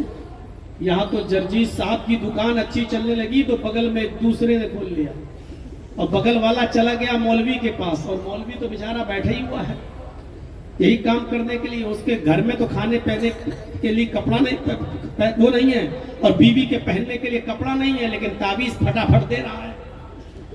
مولانا صاحب میری دکان نہیں چلتی ہے, پڑوسی کی دکان اچھی چل رہی ہے. ایسا کچھ منتر دو, ایسا تعویذ دو, اس کی دکان کے سارے کسٹمر ٹوٹ کے میرے پاس آ جائیں. اور مولانا صاحب کو تو بس 101 روپیہ, 151 روپیہ, 201, 251 دو اور قلم چلا دے گا. ہم ڈھونڈ کے تھک گئے 10 سال مدرسے کی زندگی میں اور 25 سال مدرسے سے نکلنے کے بعد تقریروں کی زندگی میں, یہ 35 سال کی پوری زندگی میں ہم تھک گئے کہ ایسی کوئی دعا مل جائے کہ میری دکان کیسے چلے اور تیری دکان کیسے بند ہو. ہمیں تو قرآن کی میں کوئی ایسی آیت ملی نہیں, ایسی کوئی حدیث ملی نہیں کہ تیری دکان کیسے بند ہو اور میری دکان کیسے چلے. ان کٹھ ملاؤں کے پاس پتہ نہیں کہاں سے آ گئی ایسی قرآن کی آیتیں اور ایسی حدیثیں. اسی لیے ایک آدمی مولانا کے پاس گیا اور کہنے لگا کہ مولانا صاحب ایک لڑکی سے محبت ہے, مجھے تعویذ چاہیے. آتی ہوئی آئے گی تیرے پاس, لے. اچھا لڑکی کا نام تو بتا کیا ہے؟ کہ مولانا صاحب نام نہیں بتائیں گے. اگر نام مولانا بولے نام نہیں بتائے گا تو اثر کیسے کرے گا؟ نام لکھنا پڑے گا مجھے اس تعویذ پہ, تبھی تو اس لڑکی کی نظر جب اس تعویذ پہ پڑے گی تبھی تو تیری دیوانی ہوگی, بھاگتی ہوئی آئے گی. مولانا صاحب نام مت بتا. نام نہیں بتاؤں گا. نام نہیں بتائے گا تو بھگ, میرے پاس کوئی تعویذ نہیں. اچھا بتا رہا ہوں, لیکن شادی ہو جائے گی پکا, کنفرم, 100%. اس لڑکے نے نام لے لیا. لڑکی کا باپ کا نام وہی نکلا جس مولوی کے پاس تعویذ لینے آیا تھا. مولوی بولا یہ تو میری بیٹی ہے. کہا جی اسی لیے تو بتا نہیں رہا تھا کہ کمینے چکر اٹھائے تھے. میری بیٹی کے ساتھ کیوں؟ غلط کیا ہے؟ دوسرے کی بیٹی کے ساتھ اگر محبت ہے تو تعویذ دے سکتے ہو, کیا تیری بیٹی کے ساتھ نہیں ہو سکتا ہے؟ اب وہ چیز غلط کیسے ہو گئی؟ रखे हैं आज धंधे। ऐसे ऐसे वाकयात भी सामने आए कि फला की जमीन पर मेरा मुकदमा, मेरी जमीन पर फला का मुकदमा, मौलाना साहब ने दोनों को ताबीज दे दिया। बस कोर्ट में जाना, जज के सामने नजर पड़ेगी, तेरे ही हक में फैसला होगा। दूसरे को भी दे दिया, अरे बस जज की नजर तेरे ऊपर पड़ी, तुझी। मौलाना साहब ये ताबीज तो फला आदमी भी ले गया कि हाँ उसको भी यही प्रॉब्लम थी, उसकी भी जमीन पर किसी ने कब्जा किया। मौलाना साहब से कहने लगा, अरे भाई अरे वही पर तो मेरा मुकदमा, मेरा उस पर मुकदमा, मेरी जमीन पे वो कहता है मेरी जमीन और मैं कहता हूं मेरी जमीन। अब दोनों ताबीज पर जज की नजर पड़ जाएगी तो किसके हक में फैसला करेगा? मौलाना कहते भाग चल, 200 रुपए भी मत देना, ताबीज भी ले भाग, मेरे धंधे पे लात मत मार। ये खोल रखे हैं, कहां मेरे भाइयों मुआशरे की इस्लाह करोगे? कहां? सईद इब्न जुबैर क्या कहते हैं, मैं नहीं जाऊंगा, मुझे लेके चलो। पुलिस वाले कहते जाओ, तुम क्यों अपने आप को मौत के मुंह में ढकेल रहे हो? नहीं, मैं तो बच जाऊंगा, लेकिन तुम्हारी गर्दन काटी जाएगी, तुम कट जाओगे, तुम मारे जाओगे। सईद इब्न जुबैर बिल्कुल नहीं माने और पुलिस वाले भी मजबूर हो गए। उनको लेकर हज्जाज के सामने आए। हज्जाज इब्न यूसुफ ने पकड़ लिया, बिछा दिया खूनी चमड़ा, कुछ नहीं सुना, कुछ नहीं पूछा। सईद इब्न जुबैर कोई ख्वाहिश? कहा 2 रकात नमाज पढ़ूंगा। पढ़ लो। 2 रकात नमाज पढ़ने के बाद बैठ गए, पीछे से हाथ बांध दिए गए, खूनी चमड़ा बिछा दिया गया, जल्लाद आ गया। हज्जाज इब्न यूसुफ सामने खड़ा हो गया, कहा जल्लाद एक ही तलवार में इसकी गर्दन तन से जुदा हो जानी चाहिए, बागी है, बगावत किया है इसने मेरे कानून से, इसकी गर्दन में अपनी आंखों के सामने कटती हुई देखना चाहता हूं।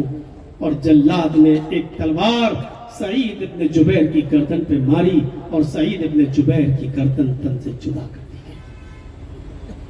पूरा वाकया बताने का मकसद सिर्फ यह है कि सईद इब्न जुबैर ने अपने आप को कटवा लिया, अपना सर कलम करवा लिया, लेकिन अपनी वजह से उन पुलिस वालों को मौत के मुंह में नहीं ढकेला। इसलिए जब मरना हमें पसंद नहीं तो हम दूसरों के लिए क्यों पसंद करें? मुसलमान वो होता है जो अपने लिए जो चीज पसंद करता है दूसरों के लिए भी वही पसंद करता है, और जो चीज अपने लिए पसंद नहीं करता वो गैर के लिए भी पसंद नहीं करता, दूसरे के लिए भी पसंद नहीं करता।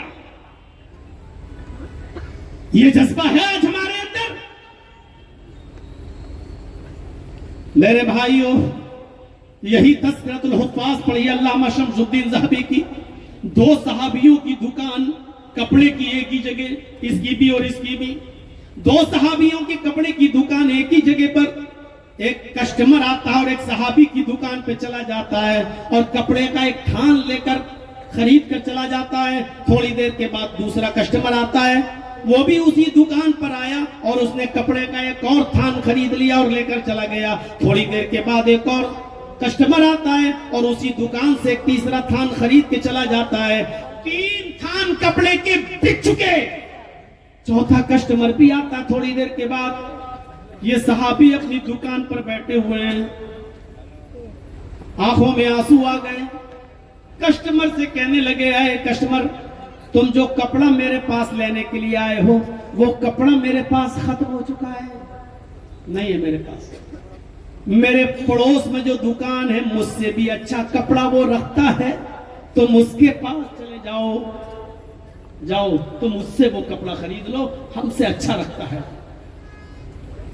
जब ये कस्टमर उस दुकान पे चला गया पड़ोसी की, तो ये कहने लगे, क्या अल्लाह, मेरी दुकान पे पहला कस्टमर आया, मैंने उसको कपड़ा दे दिया, दूसरा आया उसको दे दिया, तीसरा आया उसको दे दिया। मेरी इतनी इनकम हो चुकी है कि मेरे घर का चूल्हा जल जाएगा, मेरी इतनी प्रॉफिट आमदनी इनकम हो चुकी है कि मेरे घर का चूल्हा जल जाएगा। मेरे पड़ोस में भी मेरे भाई की दुकान है, वो भी कसीरुल अयाल है, उसके भी बीवी बच्चे हैं, उसका एक भी कपड़ा नहीं बिका है। आय अल्लाह, میں نے اس کسٹمر کو اس کے پاس بھیج دیا اور اس کسٹمر سے میں نے جھوٹ بول دیا کہ یہ کپڑا میرے پاس نہیں ہے، میں نے صرف اس لیے بھیجا ہے تاکہ اس کے گھر کا بھی چولہا جل جائے، اس کے گھر میں اتنی انکم ہو جائے کہ وہ بھی اپنی بیوی بچوں کو کھلا سکے اور پلا سکے۔ آئے اللہ میری اس جھوٹ پر مجھے معاف کر دینا، میری اس کذب بیانی پر مجھے معاف کر دینا۔ اے اللہ میں نے جان بوجھ کر جھوٹ نہیں بلکہ اس لیے بولا ہے تاکہ وہ میرے پاس سے چلا جائے اور میرے بھائی کی دکان سے جا کر کپڑا خرید لے۔ میرے بھائیوں یہ جذبہ تھا اس زمانے میں، یہ تعلیم دے کر گئے تھے محمد رسول اللہ صلی اللہ علیہ وسلم، یہ تعلیم دے کر نہیں گئے تھے کہ تیرے کسٹمر میرے پاس کیسے آئے، تیری دکان کیسے بند ہوگی، تیرا اتنا منزل مکان بن رہا ہے یہ مکان کیسے برباد ہوگا۔ اس لیے نہیں آئے تھے اللہ کے نبی صلی اللہ علیہ وسلم۔ کچھ تو سوچئے میرے ساتھیوں، 2 کپڑوں کی دکان، 3 کپڑے بک گئے، میرے بھائی کے بھی بچے ہیں، میری بھائی کی بھی بیوی ہے، اس کے گھر چولہا کیسے جلے گا؟ ہے یہ خیر خواہی؟ یا تو یہ حال ہے 2-3 کپڑے بک گیا بغل میں، پھر بھی کسٹمر اٹھ جائیں گے دکان سے اور بھاگتے ہوئے پکڑ کے لائیں گے، آئی آئی آئی میری دکان پہ آئیے۔ یہی رکشے والوں کا حال ہے، یہی پھل فروٹ بیچنے والوں کا حال ہے، بھاگ کے جائیں گے یہ کسٹمر ادھر نہ چلا جائے۔ یہی گوشت بیچنے والوں کا حال ہے، پکڑ کے لائیں گے اور اپنی دکان پہ آئیے، میں انشاءاللہ ایسا دوں گا کہ آپ کھاؤ گے تو یاد کرو گے، اپنے آپ پھر ہمارے پاس دوڑتے ہوئے آؤ گے اور کبھی دوسری دکان پہ نہیں جاؤ گے۔ میرے بھائیوں اسلام ہمدردی سکھاتا ہے، اسلام خیر خواہی سکھلاتا ہے، یہ بھائی چارہ ہمارے اور آپ کے اندر پیدا ہونا چاہیے۔ اللہ کے نبی نے فرمایا المسلم من سلم المسلمون من لسانہ و یدہ، مسلمان وہ ہے کہ جس کے زبان سے اور جس کے ہاتھ سے دوسرے مسلمان کو تکلیف نہ پہنچے۔ یا تو بکرا ہی نہیں خریدیں گے، پہلے پڑوسی خریدے گا تب ہم دیکھیں، وہ 10,000 کا لائے گا تو ہم 15,000 کا لائیں گے۔ کیا صورتحال بنا رکھی ہے معاشرے میں، زبردست دکھاوے کی برائی۔ وہ 10,000 کا لائے گا تو میں 15 کا پھر لے کے نکلوں گا ٹہلاتے ہوئے محلے میں، لوگ پوچھیں گے کتنے میں؟ 15,000 کا لایا۔ رمضان کے مہینے میں ایک کپڑے کا سوٹ دیتے ہو بے غیرتو کسی غریب عورت کو، تو اس کا بھی سیلفی لے کر واٹس ایپ پہ ڈالتے ہو کہ آج ہم نے اتنی عورتوں کو سوٹ دیے ہیں پہننے کے لیے، اتنے یتیم بچوں کو کپڑا دیا ہے پہننے کے لیے۔ رمضان کے مہینے میں روزہ افطار کراتے ہو تو اس کا بھی فوٹو کھینچ کے واٹس ایپ پہ ڈالتے ہو کہ آج میں نے 100 لوگوں کا روزہ افطار کرایا ہے۔ شرم نہیں آتی؟ عمرے کی توفیق ملی، کھڑے ہو گئے خانہ کعبہ کے پاس، واٹس ایپ پہ ڈالنا ہے، دعا کریے گا میں عمرہ کرنے آیا ہوں، خانہ کعبہ میں ہوں احرام کی حالت میں، اللہ میرے عمرے کو قبول فرمائے۔ ارے بے غیرت، یہ فوٹو ڈال کے تو لوگوں سے جو دعائیں لینا چاہتا ہے، یہی وقت اگر تو نے خانہ کعبہ کا غلاف پکڑ کے رو کر اللہ کے گھر میں اللہ کے سامنے دعا مانگی ہوتی تو تیرا حج بھی قبول ہوتا، تیرا عمرہ بھی قبول ہوتا۔ تو نے اپنے عمرے کی اور حج کی ریا نمود کر کے اور دکھاوا کر کے تو نے اپنا عمرہ برباد کر لیا، اپنا حج برباد کر لیا، اپنا روزہ افطار برباد کر لیا، اپنا غریبوں اور مسکینوں میں دیا ہوا صدقہ برباد کر لیا، اور پھر بھی کہہ رہا میں نے اتنے غریبوں کی مدد کی ہے۔ شرم مگر تجھے نہیں آتی؟ میرے بھائیوں یہ شرم حیا کی بات ہے۔ اصلاح معاشرے پہ تقریر سنیں گے، کون سی اصلاح؟ مسلمان وہ ہے کہ جس کی زبان سے اور جس کے ہاتھ سے دوسرے کو تکلیف نہ ہو۔ اٹھوائیں ہاتھ۔ کتنے لوگ ایسے ہیں اس مجمع میں، اتنی بڑی بھیڑ میں، جھوم پھرا کے اس اڑیسہ کے زبردست اجلاس میں ہاتھ اٹھوائیں، پتہ چل جائے گا کوئی ایک آدمی بھی الا ماشاءاللہ ایسا نہیں نکلے گا اگر اس سے کہہ دیا جائے جو کسی سے ناراض نہیں ہے اور جس کے خاندان، قبیلے اور محلے اور گاؤں میں، رشتہ داروں میں سب اس سے خوش ہیں اور ایک بھی ناراض نہیں۔ میں سمجھتا ہوں کہ ہاتھ اٹھوائے جائیں تو میں تو نہیں سمجھتا ہوں کہ ایک آدمی بھی نکلے. ارے آپ تو بہت دور کی بات, اسٹیج پہ بیٹھے ہوئے مولوی بھی ایسے نہیں نکلیں گے, مولوی جرجیز بھی ایسا نہیں نکلے گا جو ہاتھ اٹھانے میں کامیاب ہو جائے اور کہہ دے کہ ہمارا ایک بھی دشمن نہیں. اس حمام میں سب ننگے نظر آئیں گے, عوام بھی اور خواص بھی, جاہل بھی اور عالم. اور اللہ کے نبی نے فرمایا کسی مجلس میں اگر ایک بھی آدمی ایسا بیٹھا ہوتا ہے جو رشتہ داری کو توڑ کر آیا ہوتا, قاطع و رحم, ایک آدمی بھی اگر کسی مجلس میں ایسا بیٹھا ہے جو کسی رشتہ دار سے ناراض ہو کر آیا ہے, الا نزلت علیہم السکینہ وغشیتہم الرحمہ, اس پر اللہ کی غشیت, رحمت, سکینت نازل نہیں ہوتی ہے. یہ اللہ کے نبی نے فرمایا. کیا فائدہ بڑے بڑے جلسے, کیا فائدہ بڑی بڑی کانفرنس سے کرانے سے جب ہماری محفل میں ایسے کوئی آدمی ہے ہی نہیں, جب رحمتیں آتی ہی نہیں, رحمتیں برستی نہیں, غشیت اور سکینت نازل ہی نہیں ہوتی ہے, تو ایسے بڑے بڑے جلسے اور ایسی کانفرنس سے کرانے کا فائدہ کیا ہے؟ المسلم اخو المسلم, بخاری کی روایت. مسلمان مسلمان کا بھائی ہے. اس کے بعد جو جملے کہے اللہ کے نبی نے وہ سنیے. لا یظلمہ ولا یسلمہ, مسلمان مسلمان کا بھائی ہے, نہ اس کے اوپر ظلم کرتا ہے نہ اس کے اوپر ظلم ہونے دیتا ہے. یہ دو صفتیں بتائیں مسلمان کی. غور سے سننا ہے جھومپورا والوں اور اطراف سے آنے والوں. سنا ہے آپ سے زیادہ ہماری ماں بہنیں آئی ہوئی ہیں. غور سے سنیے میری ماں بہنوں, تم بھی آ رہی ہو لپیٹے میں, سنتے رہیے گا. لا یظلمہ, مسلمان مسلمان کا بھائی ہے, نہ اس کے اوپر ظلم کرتا ہے, ولا یسلمہ, نہ اس کے اوپر ظلم ہونے دیتا ہے. ہونے دینا تو چھوڑو, پہلے یہی ہو جائے کہ ظلم نہیں کرتا. پاورفل ہے نا جرجی صاحب, پیسے والے ہیں نا. مجھے معلوم ہے کہ میرا پڑوسی بہت کمزور ہے. اگر اس کی 2 گج زمین اگر ہم اور لے لیں تو ہمارا ایک اچھا خاصا آفس نکل آئے گا, اور ہم نے دبا کر لے لیا, یہ جانتے ہوئے کہ یہ بیچارہ مقدمہ نہیں لڑ پائے گا, کیس نہیں لڑ پائے گا, ظلم کر لیا.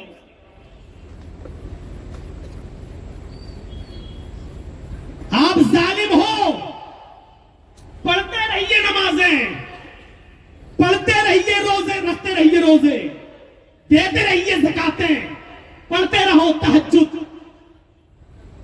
اگر اس غریب کے اوپر ظلم ہو گیا اور وہ بیچارہ مجبوری میں آپ پر کیس نہ کر سکا, اس کے پاس کیس لڑنے کی طاقت نہیں ہے, وہ مجبور ہے, لیکن آپ کے ظلم کے آگے وہ کچھ نہیں کہہ سکا اور اس نے چھوڑ دیا ہے, اس مظلوم کی بد دعا سے اس ظالموں بچنا. یہ 5 وقت کا اگر نمازی ہوا اور کہیں اس نے مسجد میں جا کر یہ دعا مانگ لی اور دونوں سجدوں کے بیچ میں اگر اس نے یہ دعا پڑھ لی, اللہم اغفر لی, اے اللہ میری مغفرت فرما دے, ورحمنی, اے اللہ میرے اوپر رحم فرما دے. پوری دنیا میرے اوپر ظلم کرنا چاہتی ہے, میرے پڑوس میں رہنے والا امیر آدمی میرے اوپر ظلم کر کے میری زمین لے لی ہے, اے اللہ ظالموں سے میں نہیں لڑ سکتا, میں مظلوم ہوں, ورحمنی, تو میرے اوپر رحم فرما دے. اور کہیں اللہ نے اس کی یہ دعا قبول کر لی تو اے ظالم, 10 لاکھ کی 1 لاکھ کی زمین لوٹنے والے, اس غریب کی زمین پر قبضہ کرنے والے, اگر اللہ نے اس مظلوم کی دعا کو سن لیا تو اسی روئے زمین پر تو دیکھے گا کہ اللہ تیرے بیٹے کو کینسر کی بیماری میں مبتلا کر دے گا, تیری بیوی کو کینسر کی بیماری میں مبتلا کر دے گا. تو نے 1 لاکھ روپے کا اس کا نقصان کیا ہے, اللہ تیرا 25 لاکھ اور 50 لاکھ کا نقصان اسی روئے زمین پر اس مظلوم کی آنکھوں کے سامنے تجھ سے کروا دے گا. مظلوم کی آہ میں جب نکلتی ہے تو مظلوم کی آہ اور العرش کے بیچ میں کوئی پردہ حائل نہیں ہوتا ہے. جب یہ پہلے آسمان پہ جاتی ہے تو فرشتے دروازہ کھول دیتے ہیں. مظلوم کی یہ بد دعا دوسرے آسمان پہ جاتی ہے, دوسرے آسمان کے دروازے پہ فرشتے ہٹ جاتے ہیں. مظلوم کی یہ بد دعا تیسرے آسمان پہ جاتی ہے, فرشتے ہٹ جاتے ہیں. یہ بد دعا جاتے جاتے ساتویں آسمان پر عرش سے ٹکراتی ہے. اللہ کہتا ہے اے فرشتوں ہٹ جاؤ, میرے مظلوم بندے اور میرے درمیان آج کوئی ترجمان نہیں ہے, آج کوئی بچولیا نہیں ہے. میرے مظلوم بندے نے مجھے پکارا ہے, مجھ سے معاونت مانگی ہے, مجھ سے ہیلپ کی مانگی ہے, میرے سامنے اس نے اپنا دامن پھیلایا ہے. اب دنیا دیکھے گی کہ میں اس مظلوم کی مدد کیسے کرتا ہوں. علامہ ذہبی کی ایک کتاب ہے الکبائر, ایک واقعہ نقل کرتے ہیں کہ غریب آدمی 8 بچوں کا باپ, 3-4 لڑکیوں کا باپ, 11-12 بچے, میاں بیوی کو لے کے 13-14. اس زمانے میں بیچارہ بہت غریب آدمی دریا کے کنارے بیٹھ کر ڈوری ڈال کر مچھلی پکڑ رہا تھا, اور اس کی ڈوری میں ایک بڑی مچھلی پھنس گئی. 1.5-2 کلو کی مچھلی اس کی ڈوری میں پھنس جاتی ہے. خوش ہوتا ہے کہ آج گھر میں سالن بن جائے گا, میرے بیوی اور میرے بچے آج کھانا کھا لیں گے, آج ان کی بھوک مٹ جائے گی. خوشی خوشی یہ بیچارہ مچھلی لے کر اپنے گھر کی طرف آ رہا ہے. راستے میں ایک شورسور آدمی ملا, امیر آدمی ملا, پہنچ والا آدمی ملا, اثر و رسوخ والا آدمی ملا. یہ مچھلی مجھے دے. ارے صاحب یہ مچھلی بڑی محنت سے میرے ہاتھ لگی ہے, میرے 8 بچے, 3-4 لڑکیاں ہیں, بیوی ہے, سب بھوکے ہیں, آج یہی کھانا میرے گھر پہ بنے گا. دے رہا کہ نہیں دے رہا؟ ارے صاحب ٹھیک ہے لے لو, تم مچھلی کھا لو, لیکن اس کی کچھ قیمت تو دے دو تاکہ میں گھر میں کچھ سبزی لے کے جا سکوں, اپنے بیوی بچوں کو کھلا سکوں. منہ کھولتا تو میرے سامنے ایسا مانگے گا؟ تیری اتنی ہمت, جانتا ہے تو کس سے بات کر رہا ہے؟ میں اس علاقے کا کون ہوں, تو جانتا نہیں مجھے؟ صاحب میں جانتا ہوں سب کچھ, لیکن میرے بیوی بچے بھوکے ہیں. پکڑی اس نے اور مچھلی چھین لی. اس آدمی نے جس کے پاس مچھلی تھی اس سے مچھلی چھیننے کی کوشش کی. میرے بیوی بچوں کے پاس اس کے علاوہ کوئی اور دوسری چیز نہیں. چپ. اس نے اس مچھلی کو چھیننے کے لیے اس ظالم کا, اس امیر آدمی کا انگوٹھا ایسے اپنے دانتوں میں رکھ لیا, کاٹ لیا, کاٹا تاکہ یہ مچھلی چھوڑ دے, لیکن وہ طاقتور تھا, اس نے چھڑا لیا. تھوڑا سا تکلیف ضرور ہوئی اس کے انگوٹھے میں ظالم کے, لیکن وہ مچھلی چھیننے میں کامیاب رہا اور لے کر چل دیا. یہ چیختا رہا اور چلاتا رہا, میرے بھائی مجھے مچھلی دے دے یا اس کی قیمت دے دے, میری بیوی بچوں کے پاس اس کے علاوہ کچھ نہیں. لیکن اس نے پیچھے مڑ کے بھی نہیں دیکھا. یہ اس وقت تک اس آدمی کو دیکھتا رہا جب تک کہ وہ ظالم آدمی, وہ امیر آدمی, وہ سورسفل آدمی, وہ مضبوط آدمی اس کی آنکھوں سے اوجھل نہیں ہو گیا. یہ روتے ہوئے اپنے منہ سے بڑبڑاتے ہوئے بیچارہ اپنے گھر آ گیا, اور اس رات اس کے بیوی بچے بھوکے سوئے. اب دیکھیے قدرت نے اپنا انتقام لینا شروع کر دیا. تھوڑی دیر رک جاتے تو اچھا ہوتا. کچھ کو پلاؤ گے پھر پبلک کو نہ پلاؤ گے, یہ بھی تو انصاف کے خلاف ہے نا. معاشرے میں کتنی برائیوں کو روکے. آگے بیٹھے والے اہمیت کے حامل ہیں, پیچھے والے سب کو پلاؤ. 15,000 چکا بیچارے کب کہاں. میرے بھائیو سنیے, اب قدرت نے اپنا انتقام لینا شروع کر دیا. یہ بیچارہ انگوٹھا جو اس کے منہ میں آیا اور کاٹا تھا اس نے, رات میں اسی انگوٹھے نے درد کرنا شروع کیا. رات میں اسی انگوٹھے نے درد کرنا شروع کیا. یہ حکیم کے پاس گیا, رات میں بہت درد ہو رہا ہے, سمجھ نہیں پایا.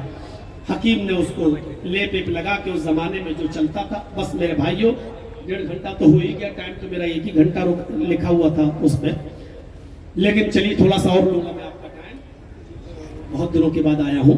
تو میرے بھائیوں، یہ انگوٹھے میں اس نے لیپ لگا دیا، اور جب لیپ لگایا تو انگوٹھے میں درد بھی بند نہیں ہوا، رات بھر یہ آدمی تڑپتا رہا۔ صبح پھر کسی اچھے طبیب کے پاس گیا، حکیم کے پاس گیا، اس نے انگوٹھا دیکھا اور کہا اس میں تو انفیکشن پھیل چکا ہے، تمہارا انگوٹھا کاٹا جائے گا۔ اس نے 2-4 حکیموں سے پوچھا، سب نے بتایا کہ انگوٹھا کاٹا جائے گا۔ بالآخر اس نے 15 دن کے اندر اندر اپنا انگوٹھا کٹوا دیا، لیکن انفیکشن نے اپنا اثر دکھایا، ہاتھ پھیلنے لگا۔ 20-25 دن کے بعد وہی زہر اس کی کلائی تک پھیل گیا۔ 1 مہینے کے اندر اندر اس کو کلائی بھی کٹوانا پڑی، پھر کوہنی تک پھیل گیا۔ 2 مہینے کے اندر اندر اس کو کوہنی بھی کٹوانا پڑی۔ حکیموں نے، طبیبوں نے کہا کہ اس ساہوکار سے، چودھری سے میری ٹپ ختم ہو رہی ہے، حکمت یہیں پر ختم ہو جاتی ہے، میں کاٹ دیتا ہوں جہاں تک زہر پھیلا ہوتا ہے، لیکن زہر بڑھتا جاتا ہے، اب یہ تمہارے کاندھے تک بھی بڑھ جائے گا، یہ کاندھا بھی تمہارا کاٹا جائے گا، اس کے بعد تمہارے سینے میں اور دل تک بھی یہ زہر پھیل جائے گا، کیونکہ ایسا کوئی جراثیم ہے کہ میں پکڑ نہیں پا رہا ہوں۔ مجھے یہ بتاؤ، تم نے کسی کی بد دعا تو نہیں لی تھی؟ اس آدمی نے دماغ دوڑایا، کہا مجھے تو نہیں خیال آیا، میرا تو کوئی دشمن بھی نہیں۔ پھر اس کو یاد آیا کہ اس انگوٹھے میں جس نے کاٹا تھا، جس سے میں نے مچھلی چھینی تھی، جو بڑبڑا رہا تھا، شاید اسی نے کوئی بد دعا دی ہو۔ حکیموں نے کہا کہ یہ میری حکمت یہیں پر آ کر فیل ہو گئی، اب تم چاہتے ہو کہ تمہارا کاندھا کٹنے سے بچ جائے، تمہارا سینہ کٹنے سے بچ جائے، تمہاری جان جانے سے بچ جائے، تو وہی مظلوم آدمی اگر تمہیں اس دنیا میں مل جائے تو جاؤ اس مظلوم سے اپنی غلطی کی معافی مانگ لو، اگر اس مظلوم نے تمہیں معاف کر دیا تو اللہ بھی تمہیں معاف کر دے گا۔ یہ آدمی اس مظلوم کو ڈھونڈنے نکلا، 1 مہینہ ڈھونڈتے ڈھونڈتے ہوا، اس کو ڈھونڈنے میں 1 مہینہ لگ گیا۔ 1 مہینے کے بعد وہ مظلوم مل گیا، اس نے سلام کیا، مظلوم نے جواب دیا۔ اس ظالم نے کہا کیا تم مجھے پہچانتے ہو؟ مظلوم نے کہا شکل تو دیکھی دیکھی لگ رہی ہے، لیکن ذہن میں کچھ آ نہیں رہا ہے، یاد نہیں آ رہا ہے۔ اس ظالم نے کہا یاد کرو، آج سے 4 5 6 مہینے پہلے میں نے تمہارے ہاتھ سے مچھلی چھینی تھی، تم نے میرے انگوٹھے میں کاٹا تھا، میں چھین کر بھاگا تھا، اس انگوٹھے سے زہر پھیلنا شروع ہوا، پہلے انگوٹھا کٹا، پھر میری کلائی کٹی، پھر میری کوہنی کٹی، اب میرا کاندھا کٹنے کا نمبر آ گیا۔ حکیموں نے کہا کہ تیری میری حکمت یہیں پر پھیل ہے، جب تک وہ مظلوم تجھے معاف نہیں کرے گا۔ اس آدمی نے، مظلوم نے اس ظالم کو اپنے سینے سے لگایا اور کہا میرے بھائی میں پہچان گیا، مجھے نہیں معلوم تھا کہ میری بد دعا قبول ہو جائے گی اور اللہ اتنی جلدی سن لے گا، اگر مجھے معلوم ہوتا تو میں تجھے بد دعا نہ دیتا، میرے بیوی بچوں کی بھوک کی وجہ سے میں پریشان تھا، اس لیے میرے منہ سے بد دعا یا جملے نکل گئے۔ کہا کیا تم نے مجھے بد دعا دی تھی؟ کہا ہاں میں نے بد دعا دی تھی، جب تم میری آنکھوں سے اوجھل ہو گئے اور جب میں نا امید ہو گیا کہ تم مجھے میری مچھلی واپس اب نہیں کرو گے، تو میں نے آسمان پہ نظر ڈالی اور میں نے کہا اے اللہ، جس نے میری بیوی اور بچوں کے پیٹ پہ لات ماری، میرے اوپر ظلم کیا ہے، اے اللہ اس کو ایسی اس دنیا میں سزا دے جو لوگوں کے لیے نشان عبرت بن جائے، جو لوگوں کے لیے عبرت کا نشان بن جائے۔ میں دیکھ رہا ہوں تیری زندگی اب لوگوں کے لیے نشان عبرت بن چکی ہے، اگر مجھے معلوم ہوتا تو میں یہ بد دعا نہیں دیتا، جا میں نے تجھے خوشی خوشی دل سے معاف کر دیا۔ اللہ ظالم سے انتقام لیتا ہے اسی دنیا میں۔ ایک ماں باپ کو ستانے والا اور ماں باپ کو رلانے والا اپنی موت سے پہلے جب تک اپنے برے انجام کو دیکھ نہیں لیتا مرے گا نہیں، اور ایک ظالم مظلوم پہ ظلم کرنے والا جب تک اس دنیا میں اپنے ظلم کی سزا لے، چاہے بیوی کی بیماری کی شکل میں، چاہے بیٹے کی بیماری کی شکل میں، چاہے اپنی بیماری کی شکل میں، جب تک بھگت نہ لے اور مظلوم کے دل کو ٹھنڈک نہ مل جائے تب تک ظالم بھی نہیں۔ المسلم اخو المسلم لا یظلمہ، مسلمان کا بھائی ہے، اس کے اوپر ظلم نہیں۔ ظلم کی کئی شکلیں ہوتی ہیں، زمین و جائیداد پہ قبضہ کرنا یہ ظلم ہے، کسی کو ستانا یہ ظلم ہے،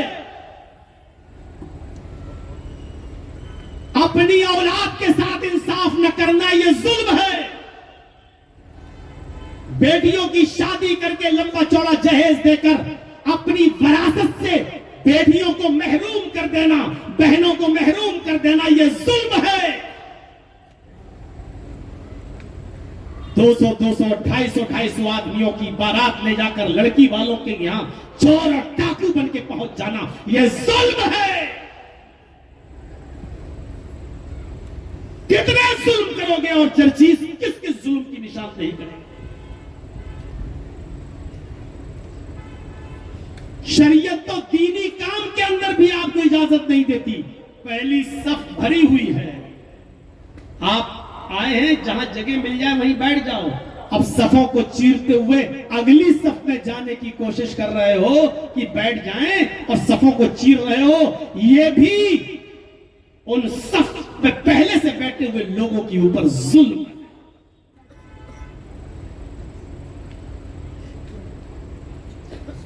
کسی دوسرے کا حق مار کر، رشوت دے کر سرکاری اسکولوں میں اپنی نوکری فکس کرا لینا اس غریب پر ظلم ہے جس کا حق آپ نے مارا ہے۔ کس کس ظلم کے چرچے کریں ہم، کون کون سے ظلم کا بیان کریں ہم؟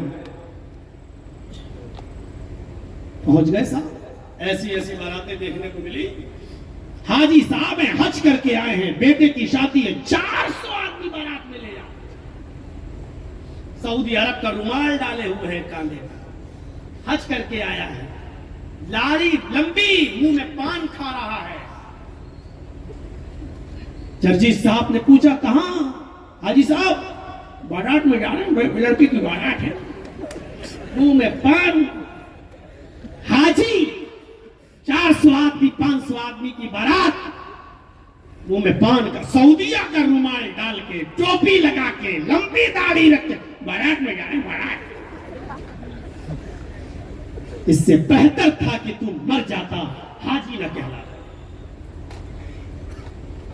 شرم نہیں جا رہی؟ لڑکی والے کہہ جاتے ہیں، لڑکی والے کہہ، اور کیسے تمہارا ضمیر لڑکی والے کے گھر کھانا گوارا کر لیتا ہے، کیسے تمہارا ضمیر یہ گوارا کر لیتا ہے کہ اس لڑکی والے کے گھر پہ کھائیں جس لڑکی والے نے صرف اچھے لڑکے ہونے کی وجہ سے اس لیے تمہاری شرط مان لی کہ لڑکا اچھا ہے، اس نے کہاں کہاں سے قرض لیا ہے، کس کس سے پیسہ ادھار لیا ہے۔ اس 25-30 سال کی تقریروں کی زندگی میں ایسے لوگوں کو جانتا ہوں میرے بھائیوں، جنہوں نے اپنی بیٹی کی شادیوں میں لون لیا بینک سے، 25 سال کا عرصہ گزر چکا ہے، ان کے گھر کی موٹر سائیکل اور گھروں کی کڑکی تک ہو چکی ہے، مکان بک چکے ہیں، لیکن شادی کے موقع پر لیا ہوا لون کا قرضہ 25 سال کے بعد بھی وہ اتار نہیں سکے۔ اے لڑکی کے گھر پہ جا کے ٹھوسنے والوں، کھانے والے نہیں کہہ رہا ہوں، ٹھوسنے والوں، میرے الفاظ سخت ہیں، سننا پڑے گا، تمہیں کیا تمہارے باپ کو بھی سننا پڑے گا۔ یہ اتھارٹی مجھے تھوڑی دیر کے لیے تم نے نہیں، فاطمہ کے باپ جناب محمد رسول اللہ نے دی۔ تقریر کے بعد کہہ دینا، جو بولنا ہو بول دینا، چائے کی ہوٹلوں میں جو برائی کرنا چاہو کر لینا۔ 25 سال تک جو قرضہ نہیں دے سکا، لون ادا نہیں کر سکا، جو دیا وہ سود میں چلا گیا، مول دھن باقی رہا، گھر اس کا چلا گیا، گاڑی سب ہو گئی، تم نے تو کھایا اور لیٹرین بنا کے نکال دیا۔ بتاؤ تمہیں کیا ملا اس لڑکی والوں کے گھر کھا کر، ذرا اندازہ لگاؤ کیا ملا۔ اس کو اس مقام پر پہنچانے میں تمہارے دل کو کون سا سکون ملا ہے؟ کون سا سکون؟ یہ ظلم نہیں ہے؟ بیٹیوں کا حق مارو، دے تو دیا 20 لاکھ کا جہیز، کس نے کہا تھا جہیز دے؟ کاش تو جہیز نہیں دیتا، اس لڑکی کی وراثت میں جتنا حق بن رہا ہے اتنا دے دیتا تو یہ زیادہ بہتر، وہ بڑھتی رہتی، زمین دے دیتا ہے، بڑھتی رہتی، اس کی قیمت بڑھتی رہتی۔ تو 20 لاکھ کا جہیز دے کر، ایک گاڑی دے کر، 4 ویلر دے کر تو یہ سمجھتا ہے کہ اب لڑکی کی وراثت سے کا حق ہٹ گیا؟ نہیں، ظالم ہو تم، ظالم۔ ہمارے اٹاوا کی بات ہے، رمضان کے مہینے میں ایک آدمی بیچارہ، میں بھی مسجد میں وضو بنانے بیٹھ گیا، ظہر کی نماز کا وقت تھا، رمضان کا مہینہ تھا، وہ میرے بغل میں وضو بنا رہا تھا، جمعرات کا دن تھا، اور جیسے ہی وضو بنا کے نکلا، مولانا صاحب ایک مسئلہ پوچھوں؟ میں نے کہا جی بتاؤ۔ کہتا ہے یہ رمضان کے مہینے میں روزے کی حالت میں یہ کلا کرتا ہوں، جب ایسے تو زبان میں پانی تھوڑا بہت تو چپک جاتا ہے، جب کلا کروں گا، ایسے کلا کروں گا تو زبان میں پانی تو تھوڑا سا چپکا ہی رہے گا نا۔ اگر وہ حلق میں تھوک کے ذریعے وہ پانی پیٹ میں چلا جائے تو اس سے روزے پہ کوئی فرق پڑتا ہے کیا؟ میں نے کہا یار یہ تو بڑا نیک بندہ ہے بیچارہ، اتنی گہرائی کی والی بات پوچھ رہا ہے، متقی ہے۔ میں نے کہا ایسا ہے بھائی، تمہیں بتاؤں گا تو صرف تمہیں معلوم ہوگا، یہ مسئلہ تم نے بہت اچھا پوچھا ہے، ایسا کرو کل جمعہ کا دن ہے، انشاءاللہ جمعہ کے خطبے میں یہ مسئلہ بیان کر دوں گا تاکہ سب کو پتہ چل جائے۔ اب مجھے کیا معلوم، وہ بھی خوش تھا کہ چلو جمعہ میں سب کو پتہ چلے گا، اور وہ اگلی صف میں آ کے بیٹھ گئے، اور شام تک میرے پاس اس کے گھر کے رشتہ دار آنا شروع، بہنیں آئیں، یہ کہا کہ ارے باپ ہمارے مر گئے، باپ کی زمین میں بھائیوں نے لے لیا، ہماری بہن، میں اس کی بہن ہوں، بہن کا حق نہیں دیا، جبکہ بھائی کی وراثت سے میں بنتا ہے، باپ کی وراثت وہ سب کھا گیا، پی گیا۔ میں نے کہا اچھا وہ تمہارا بھائی ہے؟ کہاں؟ اب دوسرے دن جب جمعہ تھا میں نے خطبہ دیا، خطبے میں میں نے کہا وہاں صاحب پورا لوگ گڑ سے بنا ہوا گلگلا کھا لیتے ہیں اور پوچھتے ہیں مولانا صاحب گڑ حلال ہے کہ حرام؟ چینی کی بنی ہوئی پوری چائے پی لیتے ہیں اور پوچھتے ہیں کہ مولانا صاحب چینی حلال ہے کہ حرام؟ وہ آدمی جو اپنی بہنوں کا حق مار کے کھایا ہو، باپ کی بیٹی کا حق مار کے کھایا ہو، حق دینے کا نام نہ لیتا ہو، وہ آدمی مسئلہ پوچھتا ہے کہ روزے کی حالت میں زبان پر چپکا ہوا پانی اگر حلق کے ذریعے پیٹ میں چلا جائے تو روزے پہ فرق پڑتا ہے کہ نہیں پڑتا؟ اب اس کا سر نیچے۔ میں نے کہا یہ تقوی والے بنتے ہیں لوگ، متقی اور پرہیزگار۔ یاد رکھیے شریعت کو 4 حصوں میں اگر آپ تقسیم کر دیں، یہ 4 حصے، 1 2 3 4، حقوق اللہ، اللہ کا حق صرف ایک یہ ہے بس، یہ 3 گنا زیادہ حقوق العباد ہے، یہ 3 گنا زیادہ حقوق العباد ہے، 1 گنا صرف یہ اللہ کا حق ہے بس، یہ 3 گنا حقوق العباد ہے۔ اور یہ حقوق العباد کو جب تک ہم پورا نہیں کریں گے اللہ کا بھی حق ادا نہیں کر سکتے ہیں، اور یہ اللہ کا حق اگر توبہ کریں گے تو اللہ معاف کر سکتا ہے، لیکن اگر کسی بندے کا حق مارا ہے تو اللہ کہتا میں بھی تمہیں اس وقت تک معاف نہیں کروں گا جب تک کہ میرا بندہ تمہیں معاف نہ کر دے۔ یہ حقوق العباد کا یہ معنی ہے۔ ظلم مت کرو، نہ بارات کی شکل میں لڑکی والوں پہ ظلم کرو، نہ کسی کا حق مار کر ظلم کرو۔ ہمدرد بنو، ہمدرد، معاشرے کو پاک کریے، سوسائٹی کو پاک کریے، اپنی بہن اور بیٹیوں پر کڑی نظر رکھیے، یہ بھی آپ کا احسان ہوگا ان کے اوپر۔ ذرا اندازہ لگائیے میرے پیارے ساتھیوں، جنگ ہو رہی ہے اور ایک صحابیہ کا بیٹا جس کا نام خلاد ہے میدان جنگ میں لڑ رہا ہے۔ میری بہنوں تم اس واقعے کو سنو، ایک لڑکا میدان جنگ میں لڑ رہا ہے، خلاد نام ہے، اور لڑتے لڑتے میدان جنگ میں قتل کر دیا جاتا ہے، لڑتے لڑتے میدان جنگ میں مار دیا جاتا ہے، شہید۔ گھر میں اس کی ماں کو اطلاع دی جاتی ہے، اے ام خلاد، تیرا بیٹا میدان جنگ میں قتل کر دیا گیا، تیرا بیٹا میدان جنگ میں شہید ہو گیا۔ یہ صحابیہ حجاب پہنتی ہیں، چادر ڈالتی ہیں، چہرے پہ نقاب ڈالتی ہیں، اپنا چہرہ چھپاتی ہیں، پیروں میں ساکس اور ہاتھوں میں گلیوز پہنتی ہے، ہاتھ اور پیر چھپاتی ہے، چہرہ چھپاتی ہے، اور اسی حال میں میدان جنگ میں چلی جاتی ہے۔ کہتی ہے کہ این ابنی، میرا بیٹا کہاں ہے، میرا بیٹا کہاں ہے؟ لوگوں نے بتایا، کون ہو تم؟ کہا میں خلاد کی ماں ہوں۔ کہا یہ تمہارا بیٹا اپنے بیٹے کی لاش کو دیکھ رہی ہے۔ لوگوں نے کہا، صحابہ نے، اس حال میں تم اپنے بیٹے کی لاش کو دیکھ رہی ہو کہ تم حجاب کے اندر ہو، تم نے اپنا چہرہ چھپا رکھا ہے، ہاتھ چھپا رکھا ہے، پیر چھپا رکھے ہیں۔ اے ام خلاد، اس حال میں تو عورتیں پاگل ہو جاتی ہیں، اپنے بال کھول لیتی ہیں، اپنا سینہ نوچنے لگتی ہے، پاگل سی ہو جاتی ہیں، لیکن اس حال میں بھی کہ تمہارا بیٹا شہید اور میدان جنگ میں پڑا ہوا ہے، اور اس حال میں بھی تم پردہ کیے ہوئے ہو، اس حال میں بھی تم اسلامی پردے میں ملبوس ہو، اس حال میں بھی تم پردے کا اتنا خیال رکھے ہوئے ہو۔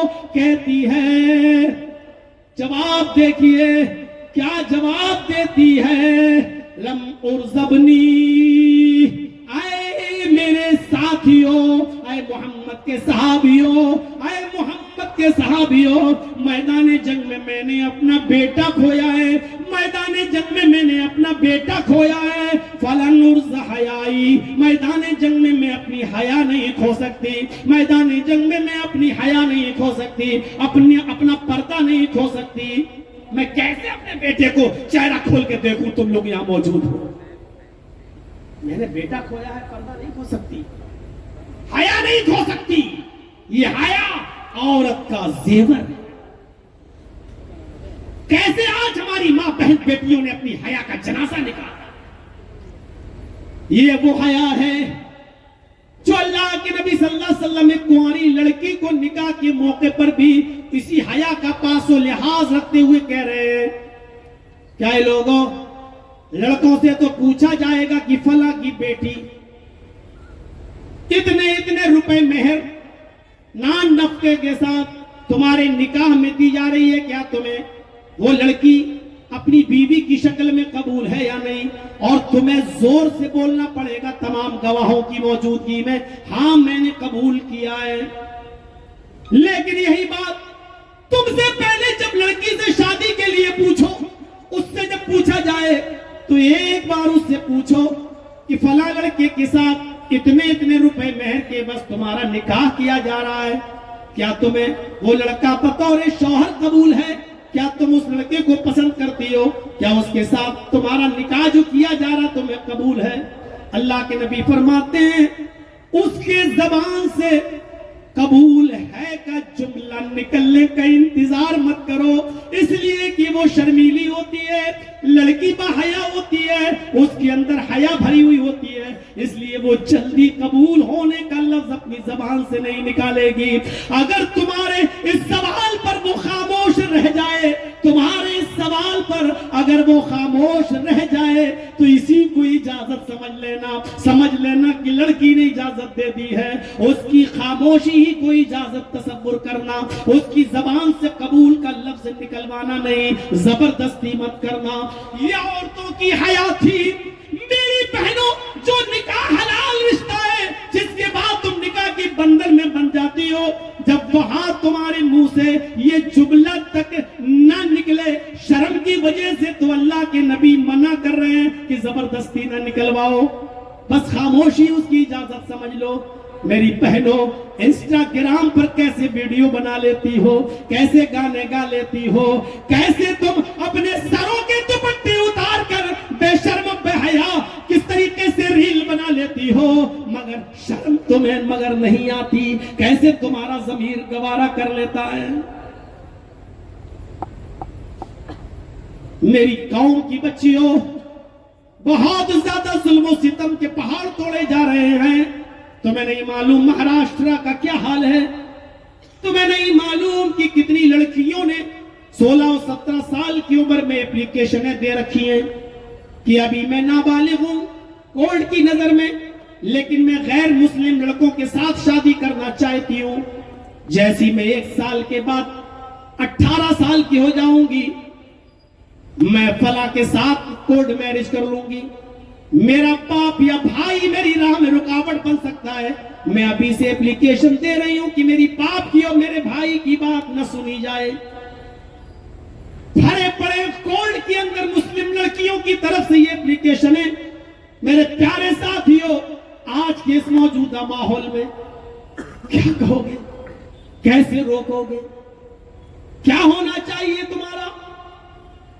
سوچو، سلسلۃ الصحیحہ کے اندر، سلسلۃ الحدیث صحیحہ میں البانی ایک حدیث نقل کرتے ہیں کہ اللہ کے نبی صلی اللہ علیہ وسلم فرماتے ہیں آدھی رات کے بعد آسمان کے دروازے کھول دیے جاتے ہیں، تفتح ابواب السماء فی نصف اللیل، آدھی رات جب گزر جاتی ہے تو آسمان کے دروازے کھول دیے جاتے ہیں، ینادی منادن، ایک ندا دینے والا، ایک پکارنے والا پکار کر، فرشتہ ایک آواز دینے والا آواز دے کر کہتا ہے حل من سائل، ہے کوئی سوال کرنے والا جو مجھ سے سوال کرے، ہے کوئی مانگنے والا جو مجھ سے مانگے، فاستجاب لہ، اس کی دعا کو قبول کیا جائے، حل من داعٍ، ہے کوئی مانگنے والا جو مانگے، ہے کوئی پکارنے والا جو پکارے، اس کو دیا جائے، اس کو نوازا جائے، حل من مکروب فیفرج عنہ، ہے کوئی ستم زدہ مظلوم جو اپنی پریشانیاں اللہ کے سامنے رکھے اور اس کی پریشانیوں کو دور کیا جائے۔ اللہ کے نبی فرماتے ہیں جب کوئی پریشانی اللہ کے سامنے آدھی رات کے بعد رکھتا ہے، اللہ سے جو بندہ جو مانگتا ہے اللہ اس کو دیتا ہے، اس کو خالی ہاتھ نہیں لوٹاتا ہے، کسی کو اللہ خالی ہاتھ نہیں لوٹاتا ہے، آدھی رات کے بعد اللہ سب کی دعا قبول کرتا ہے، سب کو ان کی مرضی کے مطابق دیتا چلا جاتا ہے۔ فرمایا لیکن اس آدھی رات کے بعد اللہ اس عورت کی اور اس لڑکی کی دعا نہیں سنتا، اس کی دعا اس آدھی رات کے بعد بھی قبول نہیں کرتا، الا زانیۃ تسعی بفرجہا، اللہ اس عورت کی، اس زناکار عورت کی دعا نہیں سنتا جو اپنے شرمگاہ کو لے کر ادھر ادھر ماری ماری پھرتی ہے، ادھر گئی 1000 روپے میں ادھر شرمگاہ بیچی، پھر نکلی، کال آیا، دوسری جگہ چلی گئی، دوسری ہوٹل میں گئی، پھر وہاں سے کال آیا، تیسری ہوٹل میں گئی، تسعی بفرجہا، جو اپنی شرمگاہ کو ادھر سے ادھر لے کر دوڑتی رہتی ہے، کبھی اس گھر، کبھی اس گھر، کبھی اس ہوٹل، کبھی اس ہوٹل، ایسی عورت کی دعا اللہ رب العالمین آدھی رات کے بعد بھی قبول نہیں کرتا۔ اس میں وہ عورتیں، اس میں وہ لڑکیاں بھی شامل ہیں جو کپڑوں کی طرح اپنے بوائے فرینڈ بدلتی ہیں، اس کو چھوڑا تو دوسرا میٹنگ میں لگا ہے، دوسرا چھوڑا تو تیسرا لگا ہے، تیسرا چھوڑا تو چوتھا لگا ہے۔ کہا کہ یہ اللہ رب العالمین ایسی عورتوں کی اور ایسی لڑکیوں کی دعا اس رات میں نوجوانوں، تمہیں بھی اپنے اندر اصلاح پیدا کرنی ہے۔ میں جانتا ہوں میری تقریر کا انجام کیا ہوگا، اچھی طرح جانتا ہوں کہ کتنا اس کا رزلٹ نکلے گا، بہت اچھے سے جانتا ہوں میرے بھائیوں۔ جیسے کوئل کوکتی، ماشاءاللہ کتنی اچھا بولتی ہے، دیکھو، اور پرندوں کی آواز اچھی، کوئل کتنا اچھا بولتی ہے، بس یہی سوچ کر کل چائے کی ہوٹلوں میں ماشاءاللہ بہت اچھی تقریر ہوئی، لیکن عمل کتنا ہوگا مجھے معلوم ہے۔ خط کا مضمون بھاپ لیتا ہوں لفافہ دیکھ کر، 30 سال سے جو انجام دیکھ رہا ہوں اپنی تقریروں کا، وہ ہمیں ابھی بھی امید ہے کہ وہی نکلے گا، الا ماشاءاللہ۔ قرآن نے ایسے ہی نہیں کہہ دیا تھا، یہی اسرائیل جو ظلم و ستم کے پہاڑ توڑ رہا ہے، یہی اسرائیل کا ایک شہر ہے، بہت خوبصورت شہر جس کا نام ایلات، اس ایلات کی سرزمین پر ایک 48 سال کا یہودی 48 years old 48 साल का एक यहूदी बिजनेस के इरादे से जाता है और एक 5 स्टार खूबसूरत होटल में ठहरता है। बिजनेस से थककर रात गुजारने के लिए होटल में आता है। होटल के मैनेजर से बात करता है और कहता है कि थका हुआ हूं, मेरे लिए किसी बेहतरीन और खूबसूरत कॉल गर्ल का इंतजाम करो। फोन पर होटल का मैनेजर बात करता है और एक कॉल गर्ल तैयार कर ली जाती है। पैसे की डिमांड पूरी हो जाती है। मेरे भाइयों, काउंटर पर पैसा जमा कर दिया जाता है और ये रूम में अपने चला जाता है। आधे घंटे में कॉल गर्ल आपके रूम में पहुंचेगी। पैसे का मामला सॉल्व हो चुका है। लड़की आती है, काउंटर पे अपना हिसाब किताब करती है, उसको कमरा नंबर बताया जाता है। वो कमरे में जाती है, बेल बजाती है। कमरे के अंदर इस 48 साल के यहूदी की आवाज आती है, दरवाजा खुला हुआ है, आप अंदर आ सकती हैं। उसने जैसे ही दरवाजा खोला, लड़की अंदर जाती है। 48 साल की उस यहूदी की मर्द की नजर जब इस लड़की पर पड़ती है तो इस आदमी को दिल का दौरा पड़ जाता है और जमीन के ऊपर गिर जाता है। आनन फानन इसको इमरजेंसी में ले जाया जाता है, हॉस्पिटल में एडमिट किया जाता है। इसकी बीवी को फोन लगाया जाता है, इसकी बीवी भी आती है। दिल का दौरा थोड़ा सा सुधरता है, आदमी रो रहा है। उसकी बीवी ने पूछा, अचानक ऐसे कैसे हुआ, दिल का दौरा कैसे पड़ा? इसने पूरी बात बताई कि मेरी बीवी मुझसे बहुत बड़ी गलती हो गई, मुझे माफ कर दो। कहा क्या हुआ? कहा मैं इस होटल में था, दिन भर का थका हुआ था, मैंने कॉल गर्ल बुक की। रात के अंदर मैं चाहता था कि आज की रात उसके साथ गुजारूं। जब दरवाजा खोलकर कॉल गर्ल अंदर आती है तो वो मेरी अपनी सगी बेटी निकलती है। वो कॉल गर्ल कोई और नहीं थी, मेरी अपनी सगी बेटी थी। मैं ये भूल गया, जिस रास्ते पे मैं चल रहा हूं तो मेरी औलाद उस रास्ते को कैसे छोड़ सकती है? मेरी बीवी मुझसे गलती हो गई। बीवी ने कहा कि मुझे भी तलाक चाहिए। जब तुम नहीं सुधरे हो तो तुम्हारी औलाद क्या सुधरेगी? मैं अब तुम्हारे साथ पल भर नहीं रह सकती हूं। और उस औरत ने तलाक ले ली। मेरे भाइयों, मैं यही बताना चाहता हूं आपको कि जिस रास्ते पर आज हमारी नौजवान नस्ल चल रही है, याद रखो ये बहुत गंदा रास्ता है। इसका आखिरी मंजिल आपकी बहन और आपकी बेटी के दरवाजे तक पहुंचती है। इसलिए अल्लाह रब्बुल आलमीन ने ये नहीं कहा कि तुम जिना मत करो। अल्लाह ने कहा ला तक़रबुज़ जिना, तुम जिना के करीब भी मत जाओ। और आगे ये नहीं कहा कि बहुत बड़ा गुनाह है, कहा इन्नहु काना फाहिशतन व साअ सबीला, ये बहुत गंदा काम तो है ही, व साअ सबीला, बहुत गंदा रास्ता भी है। आदमी समझता है दूसरे की बहन बेटी के साथ हम जिना कर रहे हैं। नहीं, ये सड़क तेरी बहन बेटी के साथ जा रही है, तेरी बहन और बेटी पर खत्म हो रही है। जो शादीशुदा लोग शादियों के बावजूद जिनाकारी के अड्डे खोले या जिना कर रहे हैं, सुन लो, तुम अपनी बेटियों के दरवाजे तक जिना का दरवाजा खोल रहे हो। जो लोग नौजवान जवानी के आलम में दूसरों की बहनों के साथ गलत काम कर रहे हैं, सुन ले कान के पर्दे खोलकर, वो अपनी बहनों के लिए जिना का दरवाजा खोल रहे हैं। कैसे महफूज रह सकते हो? कमा तुदीन तुदान, जैसा करोगे वैसा भरोगे। ऐसा हो ही नहीं सकता कि आप गलत काम करें और आपको अच्छा फल मिले। बबूल बोगे कांटे तो कांटे ही मिलेंगे। मेरे भाइयों, ये याद रखिएगा, अपने मुआशरे को संभालिए। यही कराची है, पाकिस्तान का शहर, उसमें खूबसूरत एक इलाका है जिस इलाके का नाम है डिफेंस हाउसिंग अथॉरिटी।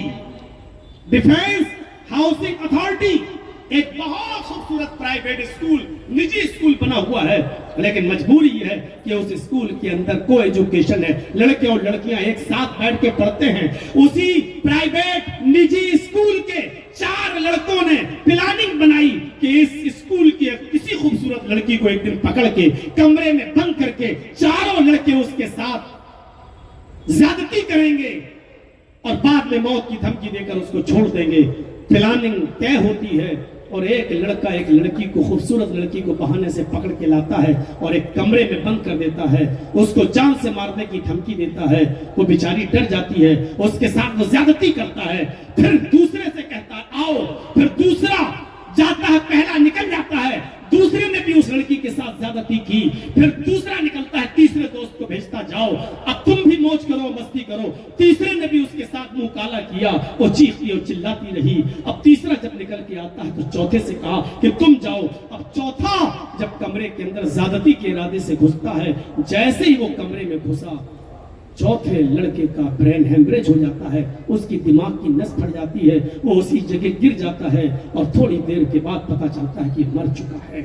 میرے بھائیوں, پتا لگایا کہ اس کو برین ہیمریج کیوں ہوا, تو پتا یہ چلا کہ جس لڑکی کے ساتھ وہ زیادتی کرنے کے لیے گیا تھا وہ اس کی اپنی سگی بہن تھی, کوئی اور نہیں, سگی بہن تھی.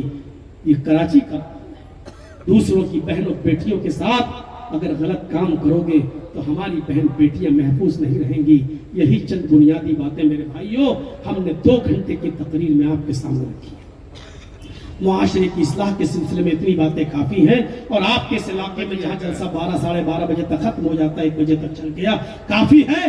میرے بھائیوں, معاشرے کی اصلاح کریے, اپنی بہن اور بیٹیوں کی اصلاح کیجئے, ظلم سے بچیے, ظلم کی کوئی بھی شکل ہو اس سے بچیے, ظالم مظلوم کی بددعا سے بچیے, غیبت اور چغلی سے بچیے, حسد اور کینے سے بچیے, بھائی بھائی بن کر رہیے, اور ایک مسلمان کی دوسرے مسلمان کے دل میں ہمدردی ہو, اور ساری دنیا کے لوگوں کو بھائی بھائی سمجھیے, اور اس بھارت میں امن و شانتی کی دعا کریے, اور دعا کرو کہ اللہ میرے ملک میں امن و شانتی پیدا فرما دے, اے اللہ میرے ملک کو سونے کی چڑیا بنا دے, اے اللہ اس ملک میں ہم سب کو گنگا جمنی تہذیب کے ساتھ رہنے کی توفیق عطا فرما, اے اللہ ہم سب کو درد کسی غیر مسلم کے پیر میں کانٹا چبھے تو اس کی تکلیف مسلمان کے دل میں ہو, ہمیں اس طریقے سے ایک دوسرے کا درد سمجھنے کی توفیق عطا فرما, ایک دوسرے کا ہمدرد بنا دے. اللہ تجھ سے دعا ہے کہ ہم تمام مسلمانوں کو ایک پلیٹ فارم پہ قائم فرما دے,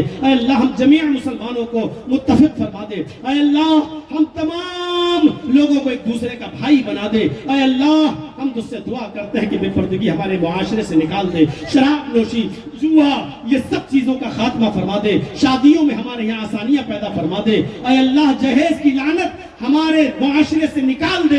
الہ العالمین ہم تجھ سے دعا کرتے ہیں کہ جب تک تو ہمیں زندہ رکھ, اسلام پہ زندہ رکھنا, اور جب ہمارا خاتمہ ہو تو ایمان پر ہمارا خاتمہ فرمانا. وما علینا الا البلاغ المبین, وآخر دعوانا ان الحمد للہ رب العالمین. السلام علیکم ورحمۃ اللہ وبرکاتہ.